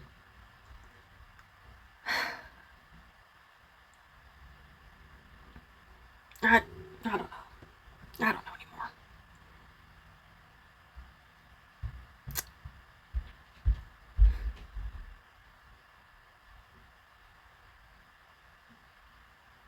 Are you sure you're okay? Give me. What is Anna feeling right now? What's going through her head? What are you thinking about? I think it's one of the first times she's seen Percy be so down on himself and serious, and she's kind of shell-shocked about it. She's like, he never talks about his life, if this even is his life. He's talking about what is going on in this moment. Yeah, your dad is not a emotional dad, if those exist. He's definitely not one of them. And, your dad is, you saw tears come out of his eyes, straight up, at least a couple, you're sitting in this bunker that he has not turned the lights on. You're in complete dark, so you can barely see him, just the outlines, And something about the way he's talking. It doesn't seem like... Your dad's not really a storyteller. When you started reading, he was like, oh, that's one off my shoulders. I don't gotta come up with this no more. He's not really a, sit down, read fairy tales type of guy. And he has always kind of hated how much you do strive for those kind of, far and away fantasy books. It's always gotten on to you about reading them. Said that every time you fill your head full of hopes, you'll never be able to feel that, you're just letting yourself down. And as you're sitting here, there might be some clarity that he is not amply providing you that you think you could get out of him.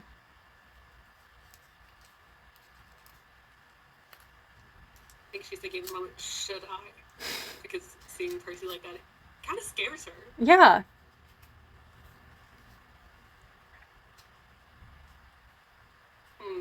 Sorry, I can't really move my face, so I can't react to this. That's okay. No biggie.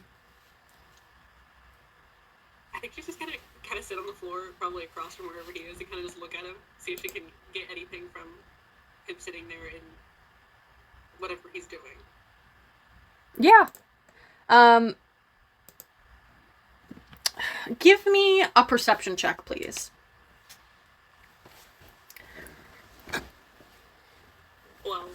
12.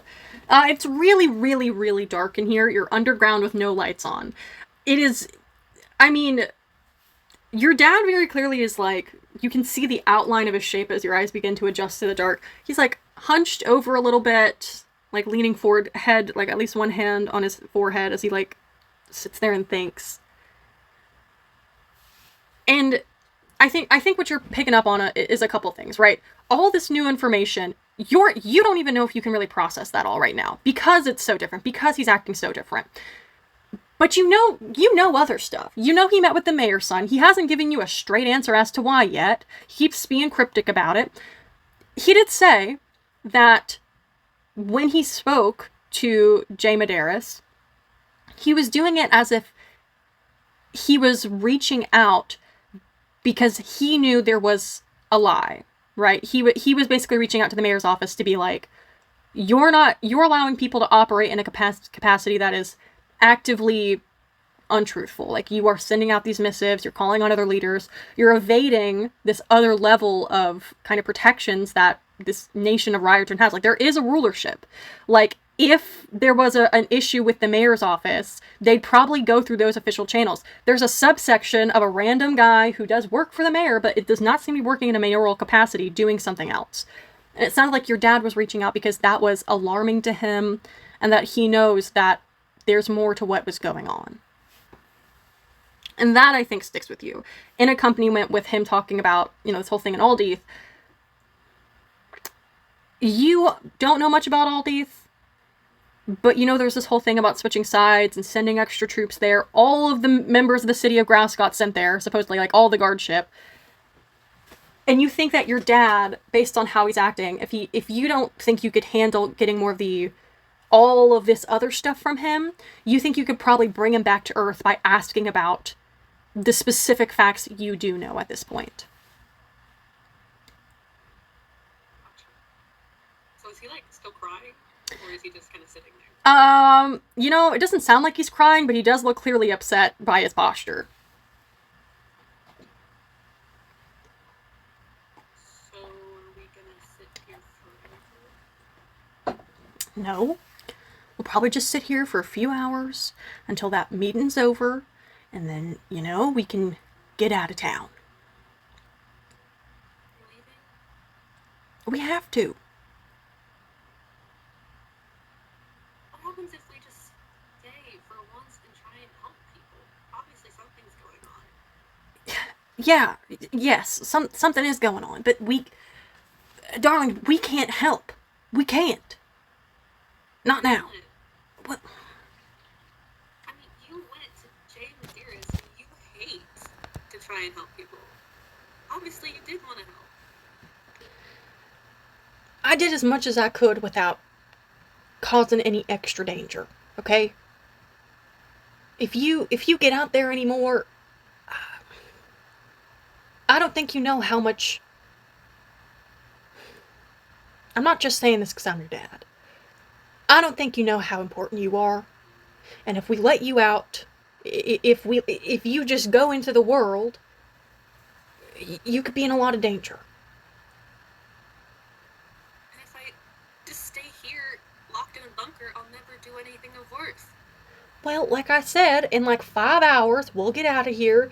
Maybe we can move to Hodon, a different country entirely. Maybe even we can go, different continent, not Aldeath, not here. Maybe we go somewhere else, So much good we can do here.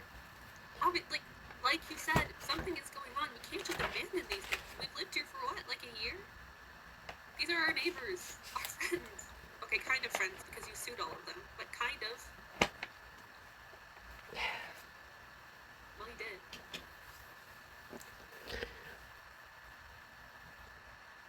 What's so good about this place anyways? You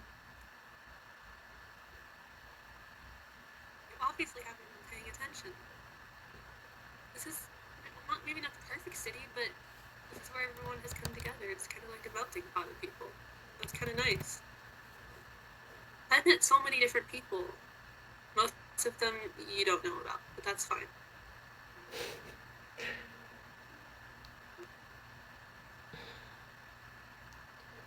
Look, if you... Do you really like it here? I mean, it's way better than the Water Kingdom where I couldn't talk to anyone. Yeah, that was... I'll admit, that was a misstep. I should have thought about that first.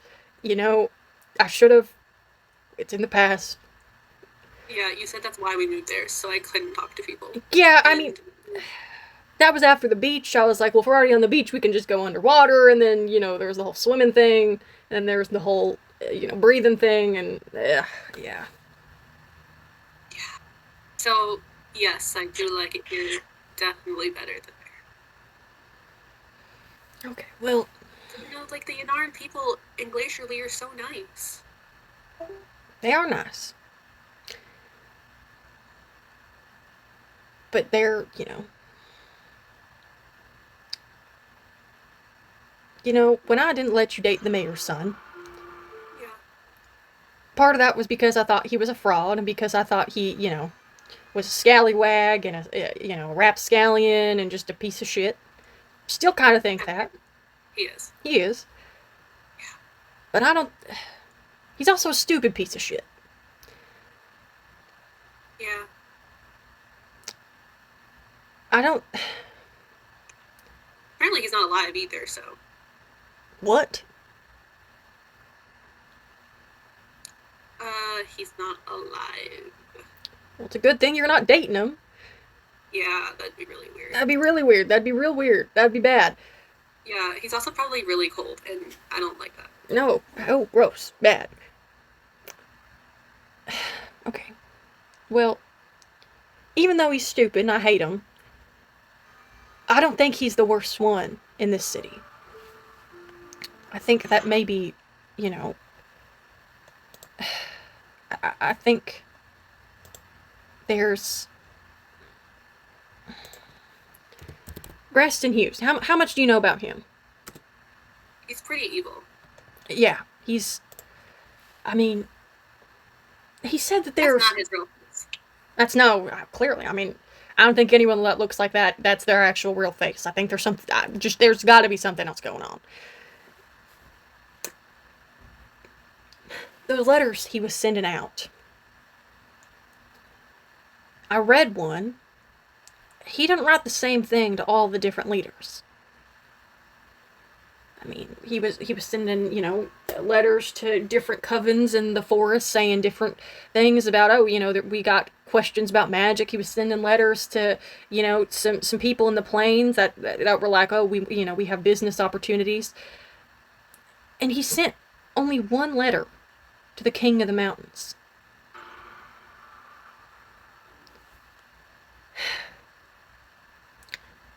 And he said that he had found someone from Aldeath. And he said that she seemed pliant.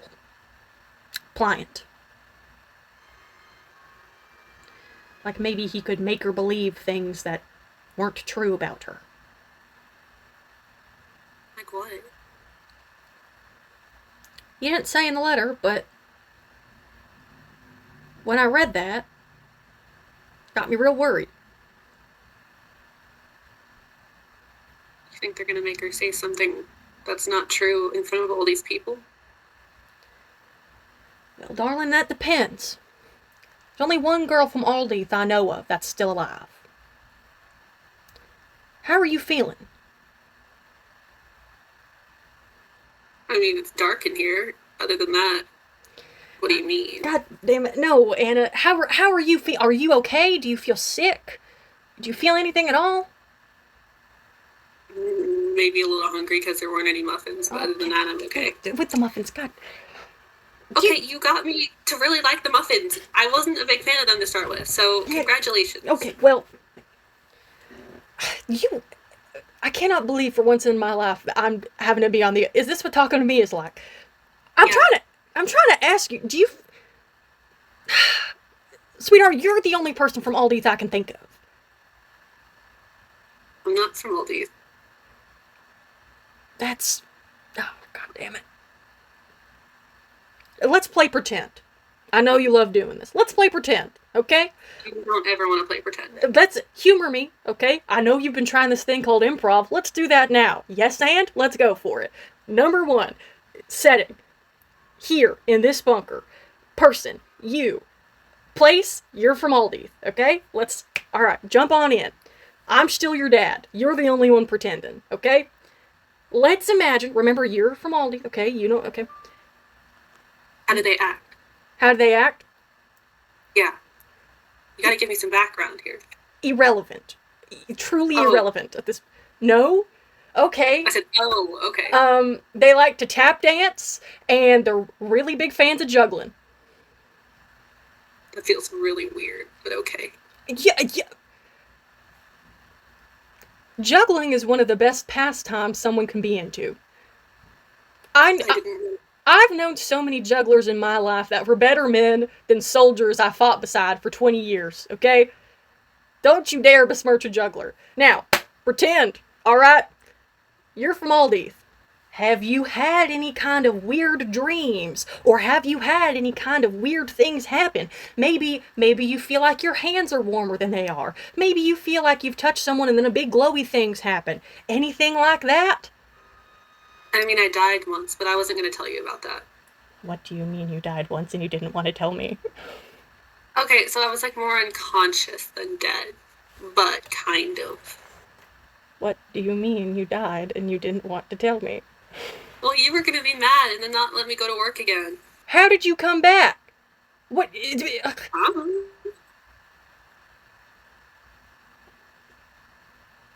My coworkers were all there. Wait, let me think about it.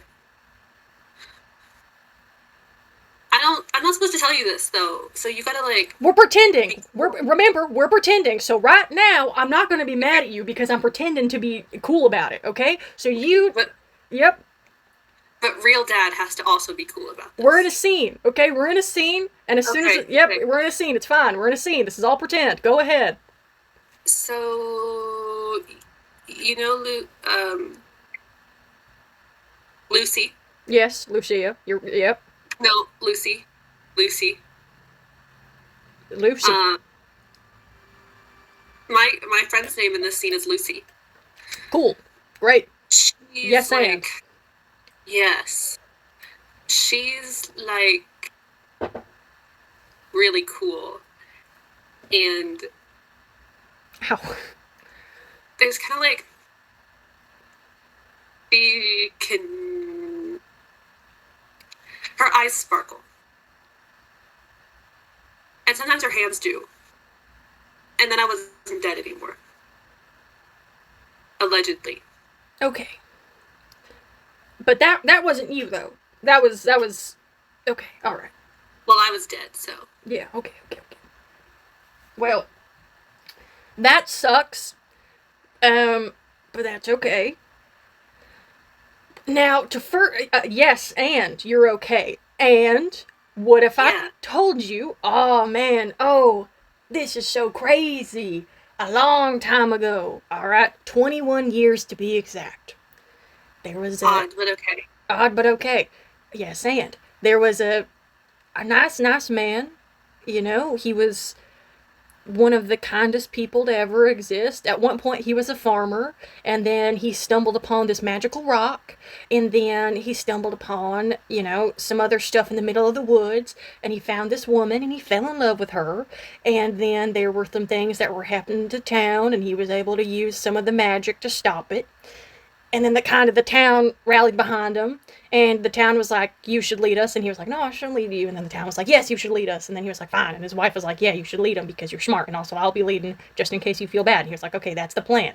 And then kind of, they were leading the town, and then another town started needing help, and he started helping the other towns. And then, like many years after that, maybe let's say I was jumping on people out of trees, and I accidentally jumped on him once, and then we kind of fought a little bit. And then he was like, you're really good at fighting. And I was like, oh shit, I am. And he was like, would you like to help me? And I was like, I don't know, I've never helped anybody anymore. And he was like, you should help me. And I was like, okay, I'll help you. And then he was really nice to me, and he gave me everything I'd ever had, and he kind of became my brother because my whole family was dead. And I was like, I've never had family before, and he was helpful. And then his wife was like, you're pretty cool. And then I kind of helped everyone else out, and I taught a lot of people this stuff. I knew how to jump out of trees, how to jump into trees, how to jump into houses, how to jump out of houses without hurting yourself. And then kind of a couple years later, they had a kid, and she was really cute, and she was like a cute little girl. And then, they had helped a lot of different towns out, and then they kind of became really important in a lot of towns. And then kind of, they kind of had this whole monarchy kind of unwilling thing go on. And, some people said they were blessed by, the god of magic, Novus, themselves. And then kind of people were like, oh, because Novus has blessed you, then we should help you out more. And then all of a sudden things started getting weird in the woods. And then on the 5th birthday of their little girl, plant monsters attacked. And then I had to take the little girl and run away and move. Why'd we jump into plant monsters? That seems like out of left field. I'm not real. Yes, and uh, don't. You're right. The plant monster. The plant monsters are real lazy. I guess I don't know. It was just the first thing in my mind. How would that make you feel? I mean, I feel bad that your character lost his whole like family. But that's the thing. He didn't lose his family. He found another one. He But promised. he did before that. Oh, but that's a long time ago. They all died of thievery and tuberculosis and stuff like that. There was nothing he could do about that. So That feels traumatizing. well, it's really hard to be sad when you have a 5-year-old little girl that just likes to spin in circles a lot, kind of on your shoulder all the time, and you're on a boat with a 5-year-old girl who likes to look at the water a lot and talk about how pretty it is, and that five-year-old little girl keeps getting sparkles all around her, and you're like, quit sparkling everywhere, and then she keeps not listening to you, and then eventually you have to teach her not to sparkle, and then whatever. I mean, your shoulders are really great. Like, it's really high up there, so you can see everything. I thank you. But yeah, let's just say that that little girl's maybe the last little girl of that entire that certainly that country, but she was the only one like her left, kinda. And then let's say that what's 21 minus 5? 16 years later, I'm looking through the mail and I see a piece of paper that says that they found a girl that was in that nation, but that's not real because there's only one little girl from that nation left. So someone's impersonating my character. Yeah, that's what I think. That is very messed up. That is very messed up, and it's really, but that makes sense to you though. That works a little bit. I mean, it's weird because the plants just took over. Like, does that just happen? Darling, I'm gonna be as real as I can. I have no fucking clue. Out of everything in my life, figuring plant monsters out was bottom of my priority. I wonder if it's like the same plant monsters that like came on the farm. Oh, That'd be weird. What plant monsters did happen on the farm? It was a really big flower, and it had a really weird. Pink. Well, I was kind of dead and covered in pollen, so But were they pink? Were they pink? maybe. And they were here? Yeah, they were on the farm that blew up. Well, technically, I think we killed it. Okay, I didn't kill it because I was dead. But someone killed it, possibly Jameson. We were kind of yelling at him the whole time, though, and he didn't really deserve, like, half the reward. And I think he still owes a copper piece to all of the group. I have that written down. I should really check. Wait, so... But, yeah, it died. And then the mayor's sons, like, group had to go in afterwards and get all the rest of them. I think we told them to burn it. I don't know if that actually happened. But they blew up the place where the plants were. Yeah, I think they're from, like, the upper forest or something. No, they're not. Then where are they from? They're from Aldi. Oh, that's bad. And we are going to jump back to the main hall, where everyone else is. Yeah, you guys are there. Lucia, I believe you just screamed, don't drink that, those are poisoned. And then a couple of the leaders spat out their drinks. I'm going to go ahead and say that everyone here is going to roll initiative for me, please. I just want to premise, I'm sorry.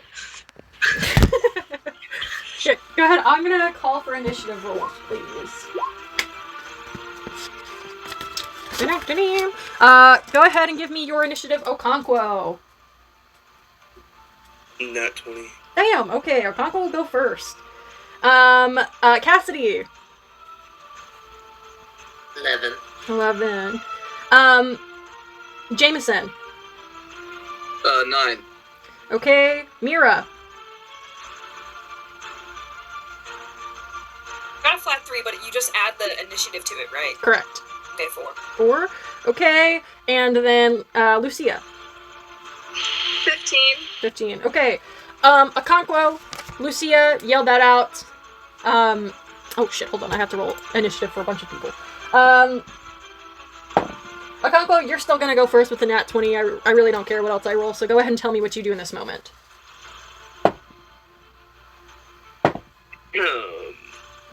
Well, I reach. I reach and tap my brother on the shoulder, and like basically say, just like, don't drink it. Your brother is actively pulling the chalice up to his mouth. As you still speak to him, there's no recognition behind his eyes. His eyes are white, like the magic you've seen so many other people cast, and he does not seem to be listening to you whatsoever. Well, then I grab the cup out of his hand. Go ahead and give me an attack roll.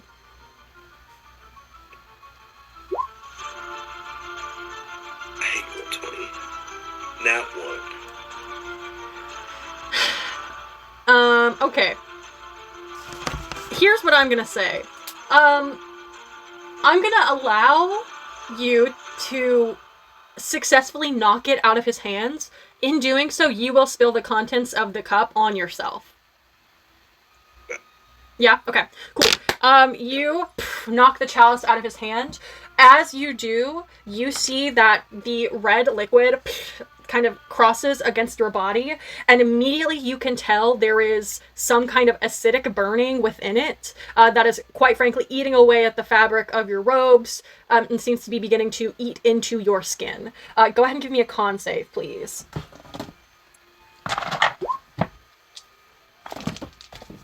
14. 14. Okay, that does... hold on. Where's my... So many papers! Okay, that is...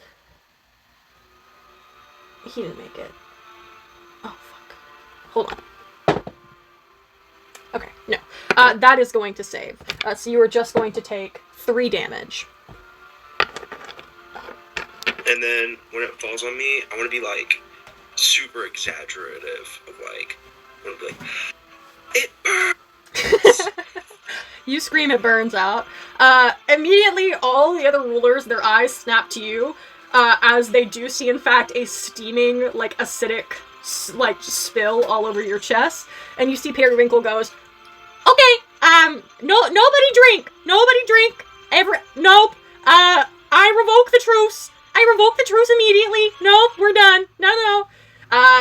And you see that as Periwinkle kind of interjects, the monarch in the rolling ball, it takes their turn and literally rolls backwards and begins to roll out of the building. Like, straight up just decides to leave. This is not their circus, not their monkey. Oh, goodness gracious. Too many names. I'm gonna go ahead and move their movement, but that is their turn, which is then going to go to Lucia. Oh, there's a guard here. So they can't leave. I'm gonna make an insight check or Arcana. I'll make an Arcana. We'll see how bad it is. Go ahead. Oh, crap. Oh, if it's Arcana, then it's 5. 5. Yeah. What are you looking at? What's in the contents of the drink?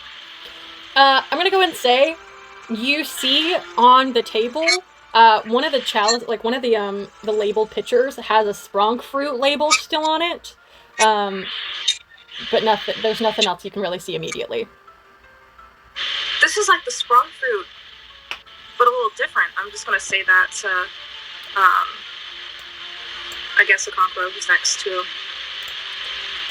Your brother, yeah. Hey, Cassidy and Lucia, your minis should be able to be moved by you. Can you please move yourselves into this room? I think I went through and fixed it for everyone. Sweet. Cool. Great. Okay. Is everyone where they intended to be now? Wait, no, Cassidy's still in the hallway. Alice, do you need help? I want a Chromebook, so my screen is so small I that got I have you. to like move it. I got and you. Pan over and then move it. I got you in there. Where's my? You're okay. You're in the room now. You were not sitting in the chair. You are not in the chair. There we go. Great. Okay. Great. Is that going to be the end of your turn, Lucia? You still have an action. You still have other stuff. You're going to end your turn? Great. Okay. At the end of Lucia's turn, we see that Graston Hughes, standing at the front of the table, looks out at all of you. He pulls his tome out of his pocket, or out of where his tome is, pulls it out, opens the book, but not even touching it, like literally just slides his hand open, and the book flips open. You all hear him begin to chant. You see that out of his other pocket, immediately swirling, is a large circle of other herbs, spices, other whatever, you have no idea. All of you within 10 feet of him, which I do believe is Okonkwo, Mira, it's going to be that guy. Jameson, you're out of it. Is that 10 feet or... Yeah, okay, also Lucia. Lucia's going to be the last one there. And also a Rufus. So Cassidy and Jameson are the only two that not have to. Go ahead and give me a wisdom saving throw. Oh, sorry. It's 20 feet. I'm looking at the wrong one. So that is going to get everyone, actually. So all of you go ahead and give me a... This is actually con save. I was looking at the wrong ability. I got a 1. 1? Okay. That's going to fail. 6. That's also going to fail. You need to beat a 20. 8. Damn, tough roll, 18. Alright, that's also a failure.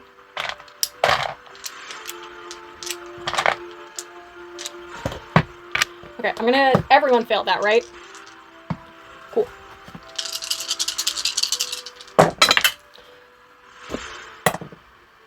Oh, wait, Cassidy, you actually don't have to roll that, because you're undead. 7 plus 6 is 13, plus 5 is 18, plus 1, 19, plus 2, 21. All of you, except for Cassidy, watch as Graston Hughes, as he's chanting, his eyes once again begin to sink. You see his face becomes, like, sags, and his skin begins to literally, like, yellow and ghoul-like. Honestly, you can see his bone structure because his skin is sagging so far down.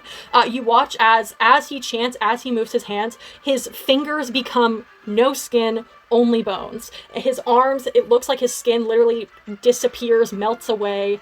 And his eyes once again sunken, no eyes, just 2 pinpricks of white inside. As you watch, he throws the spell up into the air. All of the people in this room, immediately, you feel a sickened, nasty draw from you, and you literally watch as all of you feel it in your bodies. Blood begins to drain out of you as you all are feeling the effects of a disrupted life ability. You then watch as the energy Graston draws from you, he begins to swell, the energy surrounding him, the truly, as you see him now, pure necrotic nature of him. They're nothing else. Yes, Lucia. I didn't know, was that a necrotic spell? It's not a spell. Okay. That was a legendary action. That was not a spell. That was a legendary. Okay, so Correct. Resistance would not work. Nope, not there. Is it resistance to damage or resistance to spells? No, damage. It's damage. Okay, then So yes. So you would take half then. Oh. Yeah, if you're resistance, you take half. If you're immune, you take none. What is it, Mira? What if I don't have blood? The blood was a Lily Highfield narrating flavor thing. Blood is not required in this ability. Yes, so sorry, but I do love the hustle. Great. That was a legendary action. That is then going to go to Cassidy.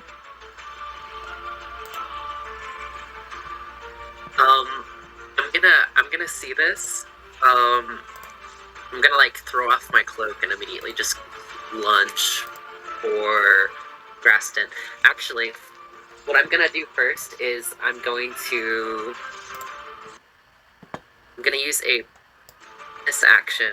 I'm gonna use my bonus action to, let's see, so, hold up, actually, Graston Hughes is the blonde guy, Yes. right? He's yes. the blonde. Okay. So I'm within 30 feet of him. I believe so. Okay, cool. I'm going to go ahead and use my bonus action to cast Ensnaring Strike, so the next time I hit a creature with a weapon attack, I have a chance of, ensnaring them. Yeah. So I will go ahead and use that for my bonus action. Yep, and then, proverbially you are also taking a marble at this point. Yes, marble. I will update my marble counter. Then I'm gonna rush and use my movement to rush towards Graston. And I will go ahead and use a short sword to go ahead and attack him. Okay, go ahead. Okay. Oh.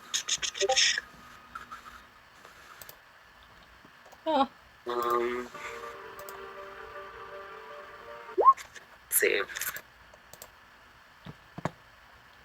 That would be a 15. That's not gonna hit. Okay. You hit him with the short sword? Yeah. Okay, cool. Great. Go ahead and move your mini, though. Okay, you're gonna have to move through your allies. At this point, Arufus is not an ally to you, so you would... Go ahead and move your character so I see what Arufus does. Okay. I'm gonna pass behind them, and then... Okay, there. So you're still beside him. Okay, cool. Great. As you move to strike Graston, you see his head turns to you, and you see he goes, I told you to leave this city. I've never been good at listening, and then that's when I try and go in for the strike. You hit him. The sword does not do any effect, and you see he goes, can't listen, can't fight. What can you do? Okay. Alright. Do you do anything else? Bonus action.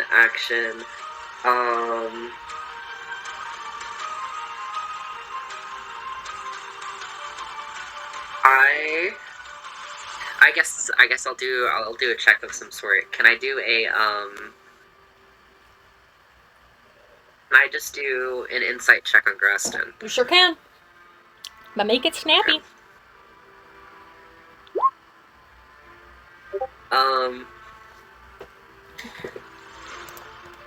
A 7. A 7. Yeah, SG, the answer is no. A 7? This guy's not human. Oh my god, he's a skeleton man. Oh no, he's so much more powerful than we thought. That's what you get on a 7. Great. I'm gonna say that's gonna be the end of your turn, and we are going to move to Jameson. Alright, so how many fellow dwarven guards are in this room? I think we said 7 because you you tied up the 8th one. Okay. So, can I just see what the rest of them are doing, see what their, reactions are to all this going on? It looks like they are actively waiting for the king to act, and Jameson, it looks like the king is about to act, and maybe they will, as well as the king will, immediately once you are done. Shit, man, I don't know. I guess I should wait. I'll let you delay an action if you want. I'm gonna delay this action. I don't know what to do. Okay. I want to move my fellow guards. Okay, so delaying an action means you forego the rest of your turn, but you are able to do an action, so you'll be able to attack whenever you want to. Okay. Cool. Yeah, I'll do that then. Great, cool. That's immediately going to go into King Boulder's turn. Who you see picks up an axe, or has his large, like, wielded axe, kind of, oh god. What's the name of Thor's axe that he gets? Is it Stormbringer? Yes, Stormbringer. It looks like that, where it's a giant, off end and then a huge blade on the other. Huge like that. Sarah, if I'm wrong about that, let me know. I can't recall. And you see he moves to attack Periwinkle. And he's going to do 4 attacks on her. Stormbreaker. That one misses. That one hits. Woof, that's a nat 20. That one also hits. Okay. Oh god, where's his character sheet? Okay. Oh my god, where are my d10s? Okay. Oh. Sorry, I normally would just let the next person go, but this might kill her. 3, 4, 5. 3 hits, 1 was a crit. So that's gonna be 1, 2, 3, 4, 5, 6, 7, 8, 9, 10. Right? 2, 3, 1, 2, 3, 1, 2, 3. No, I'm missing 2 more. I hate doing math. Okay. Can someone please count this for me? Okay. Does someone have a calculator up? This is a lot. Great. 5, 4, 9, 7, 7, 6, 9, 1, 1, 9, 9. That's a 7. Plus... Oh my god. Plus 5, and this is his first attack in battle, so plus another 3. Okay, that kills her. You guys watch as the Mountain King of the Dwarves, Shumley Boulder, moves forward, watching Graston Hughes unleash some kind of necrotic spell. Dwarven King also... Jameson, roll me an insight as I narrate this, but you see that he pushes past the Upper Forest girl, or the leader of the Upper Forest, like pulls back as Periwinkle looks and goes, "Your Highness," and he cleaves her solidly in half, fully cuts through all entrails as his blade, the end of it seems to gleam, and she fully dies. Fully just, dirty 20 on that insight. He was not affected by the necrotic damage either. Huh. And you see that the Mountain King, King Boulder, looks across at the rest as Periwinkle's body, the top of it, finally falls into the floor with a sickening plop and also crunch of whatever bones she broke, though she'll never need them again. And you see he turns and looks at all of you and goes, "Those who wish to oppose this plan we have just agreed to, know your fate will be just like this creature's." And he steps over Periwinkle's body, looks at really just the river monarch at this point, who's standing in front of the door, trying to get out but is blocked by a guard. Jameson, the rest of the doors fall in behind King Boulder, and yeah, that's gonna go back to Akonko's turn.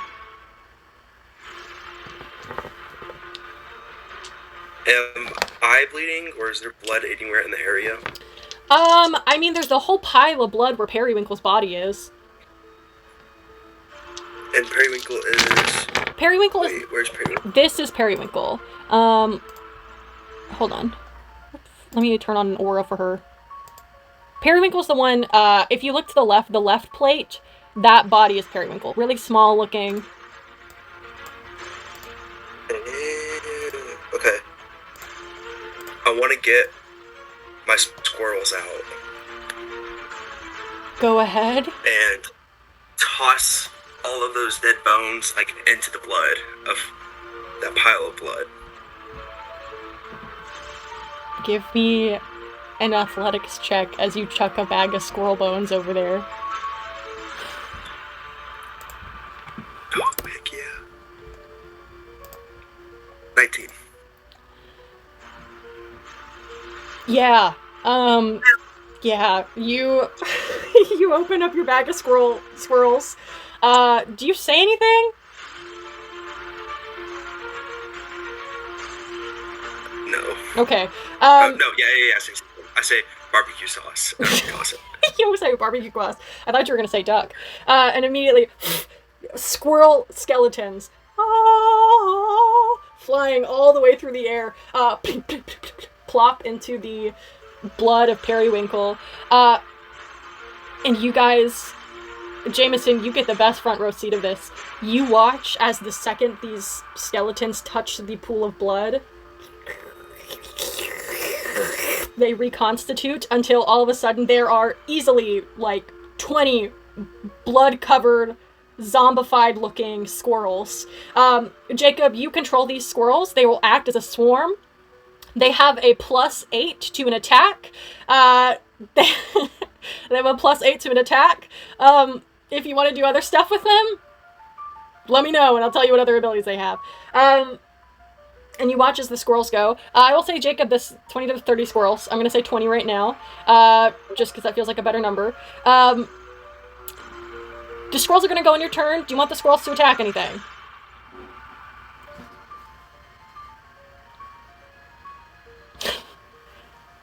Yes. What do you want the squirrels to attack? I would like the squirrels to attack. What is his name? I forgot what his name was. Which one? The Mountain King or Raston?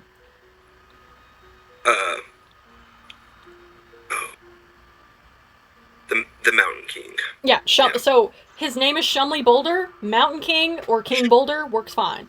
Yeah, go ahead and attack. Remember, it's a +8. Okay. The more squirrels that die, that number will go down. Wait, so I roll just a d20? D20 +8. Okay. 20. So I'm rolling an attack for me and the squirrels, or just these squirrels? Just the squirrels. So you're gonna roll a D20 and you're gonna 22. That is exactly what it takes to hit the Mountain King. Oh my god. Jacob, roll 20 D4s.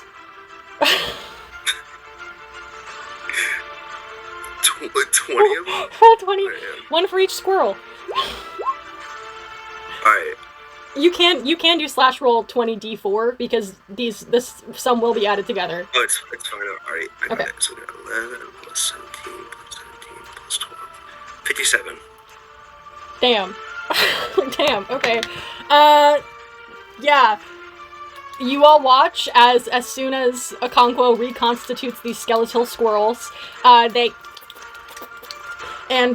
swarm as Okonkwo, beckons, motions for the squirrels who recognize you gave them life. They crawl up the Boulder King's pants, his armor. They crawl underneath the plate mail and they find his skin and they just go in, eating his flesh, getting whatever they can from it. Jameson, give me... What's your passive perception, Jameson?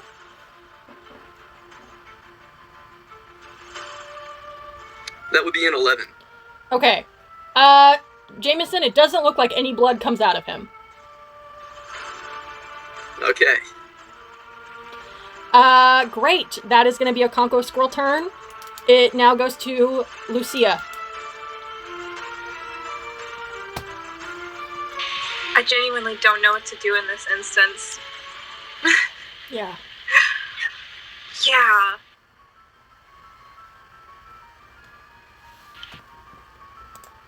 I'm gonna look at them and it's like, do we fight? Give me an insight check.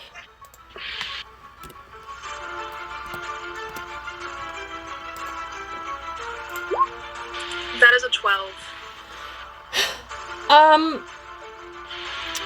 You just watched the King of the Dwarves cleave one of the most prominent witches you've ever seen in your entire life in half in less than 6 seconds. Graston Hughes seems to be a monster of which you have never encountered before. If you guys choose, you also don't know if the Princess Amelia and if the ruler of the upper forest are going to do anything. If you guys choose to fight, this will be an intense battle that might have some casualties. I'm gonna run. So Just try and get out of there, I think. The door is blocked by the River Monarch. There is, however, in front of you a pool of water with a window above it. Above me? Oh. Yes, to the side. If you see that pool of water, it's like a fountain thing. Directly above it is a ginormous stained glass window that just has the insignia of grouse in it. Yeah. Okay. Or rather, it's a map of Ryerton with, like, grouse being highlighted with an insignia of grouse on it. See this. What story are we on? We're on this. Are we on the second story? You're on the first floor. First floor? Mm-hmm. I think I'm going to, move over to where, I'm going to use 10 feet of movement to where, Mira is. Mm-hmm. And, oh crap. I want to check this out. Yep. Okay. I'm so sorry. I might delay my action. That's okay. Oh, wait, I can do that now, right? Because I used an insight. Yes. Well, that was just, I'm going to say that was just your object interaction, so you could still delay your turn. Okay, I might... Oh.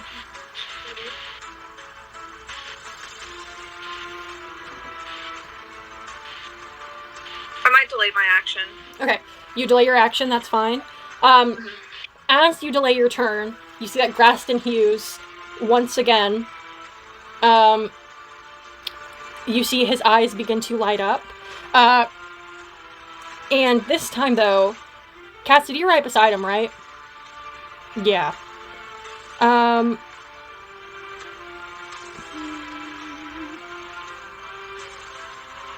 No, I'm gonna do this. Yeah.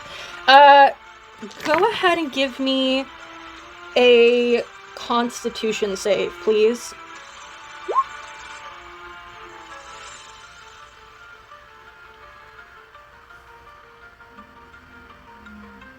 Try an 11. That is going to fail. Let me double check this real quick. I think I'm right.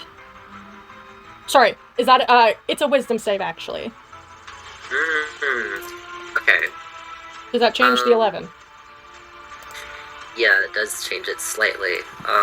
That would be a 12. That does not change it enough. Great.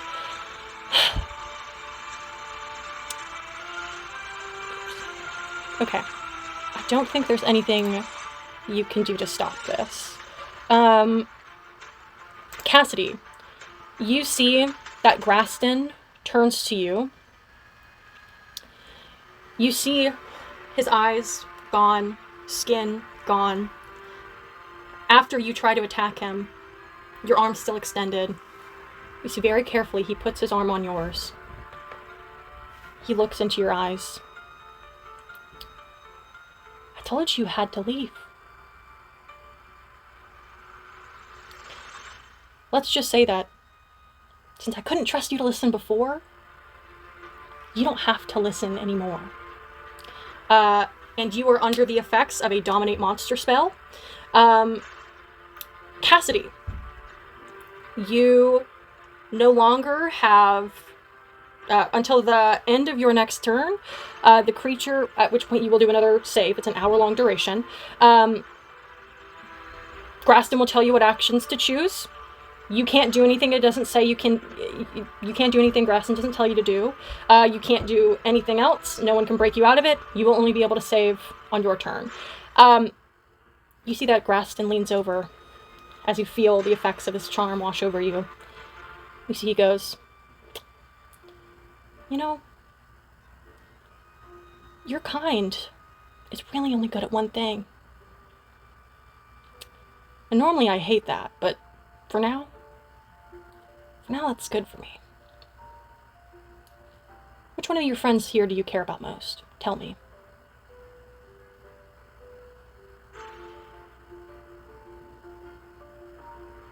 I think it's definitely Jameson, so I'll say Jameson. Why don't you kill him for me? Yes, sir. And that is where we're going to end today's session.